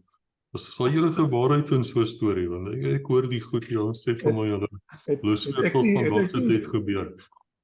Het ek nie die storie vertel nie? Nee, jy het my nie daai storie vertel, jy mag so graag wil weet. So, okay, man, wat gebeur het toe ons bevelvoerder op daardie stadium in Frankryk toe die duikbote in diens gestel is?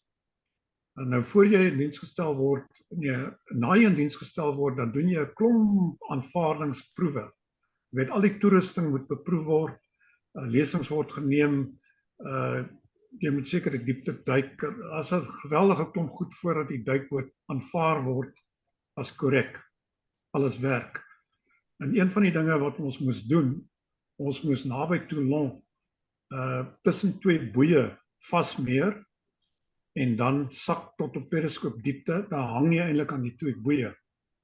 En onder op die seebodem is daar 'n klomp sensors gewees van 'n laboratorium wat aan wal is van die Franse vloot.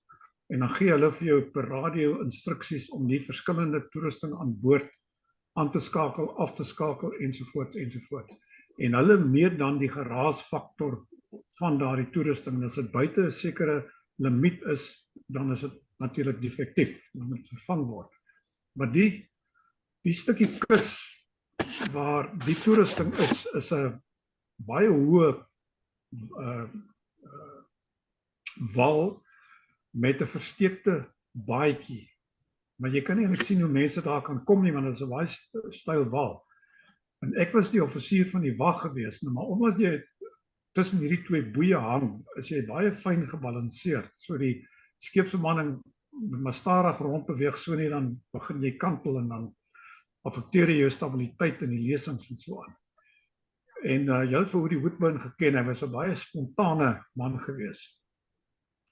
In elk geval, ek is offisier van die wag, maar nou, ek kan nie die hele tyd op die periskoop staan nie, want jy kyk nou maar in die ronde, om te kyk of daar nou nie 'n klein bootjie naby jou kom met die periskoop gaan raak kry of iets nie. Maar terwyl ek op die periskoop is, toe sien ek, daar's 'n skynspaadjie 'n bietjie na regs van hierdie baadjie. En daar kom twee meisies af. En hulle kom in hierdie alcove, kan jy kan sê, maar niemand kan hulle sien nie. Jy moet letterlik deur water loop om weer daar te kom. En daar trek hulle uit. En Douw Steyn was saam met my, hy was die tweede offisier van die wag. En ek roep vir Douw saggies en ek sê vir hom, kyk hierso. En ons kyk lustig vir 'n lang tyd en nou net voor ons nou klaar is met die oefening. Net voor ons klaar is. Verskoon my. Toe dog ek is nou 'n goeie vriend van Woody, het sal nou nie regverdig wees om ook nie hiervan te vertel nie. En ek roep hom en ek sê vir hom, kaptein, kyk hierso. Maar by die periskoop het jy 'n knoppie wat jy druk en as jy hom druk, dan praat jy op die interkom deur die duikboot. En Woody kyk na die ding en hy het seker onbewustelik op die knoppie gedruk en hy sê, Kaalgat Girls. Daar begin die duikboot, daar begin ons heen en weer vlieg. Soos almal hard weet, waar is die Kaalgat Girls? Anyway, 'n paar meer ouens is toe kans gegee om te kyk, want jy begin toe nou half skuldig voel as die storie uitkom en die meisies hoor daarvan en so aan. Maar toe sien ek, daar kom 'n man en sy meisie ook teen dieselfde paadjie af. En hulle soek nou natuurlik ook 'n stil plekkie. Ek het gewonder wat daar sou gebeur het, maar terwyl hulle nou so hier tussen die rotse en die vlakwater vroetel om by hierdie alcove uit te kom, toe ons om die hoek kom, toe sien hulle dat die voor hulle lê op die sand. En die meisies sien hulle natuurlik. Jy weet, net hulle draai om en begin terughardloop en die ander gryp hulle hande toe. Ja, daar was 'n ander geleentheid. Ons was by Île de Levant, wat eintlik 'n nudiste eiland is. En daar is 'n boei wat die Franse vloot gebruik vir duikbote of skepe om vas te meer voor as jy nie al die pad wil teruggaan hawe toe nie en jy wil die skeepsman laat rus want jy moet die volgende dag weer in die area wees. En dit is nou baie na aan Île de Levant. Ek sou sê jy seker so 'n halwe kilometer van die eiland af. Ons het daar vasgemaak. En ek was weer eens van my sondes, was ek offisier van die dag gewees. En as jy deur die periskoop kyk, maar nou is ons op die oppervlakte, maar jy kan nog steeds die periskoop opsit natuurlik. Nou kyk jy duidelik, daar sien jy nou almal rondloop met hulle boekpensies en hulle hang wat ook al. Maar dit is 'n bietjie te ver om iets deeglik te sien. Maar wat ons toe sien, daar lê 'n paar seiljagte en plesierbote geanker tussen ons en die eiland ook. En die een lê daar 'n vrou in tan op die agterdek, maar die dek is nou 'n bietjie laer as die kante van hierdie groot cabin cruiser. Maar een van die offisiere aan boord wat nou oorlede is, Reino Harts. Ek en hy was die enigste twee duikers aan boord. Hy besluit hy gaan nou vir 'n duikoefening. En hy het sy duiktoerusting aan en hy swem onder water na die cruiser toe. En hy kom op en hy loer oor. Jy kan nie glo nie, toe is, jy onthou vir Boswell Circus. Toe sit Boswell Circus se baas, se pleasure cruiser, en sy vrou wat daar lê, en sy is 'n jonk en aantreklik, mooi vrou. Anyway, sy het maar net haar top toegemaak en baie verbaas, en nou Reino het gesê, sorry to surprise you, and hy sê, we from the submarine over there, would you guys like to come and visit us? Hy en Woody het afgespreek. En hier kom hulle bootjie. Hier kom hulle bootjie 'n rukkie later, en ons slaan boord. Ek het foto's van hulle geneem. Ek het die seentjie, hulle het 'n seentjie gehad. Ek het hom opgetel, het deur die periskoop gekyk. Baie jare later, toe ek terug is in die land, my seentjies was seker so, kan nie onthou hoe oud hulle was nie. Gekyk ek na Boswell Circus. Dus daai seun die leeutemmer. Hy het natuurlik die sirkus oorgeneem ook.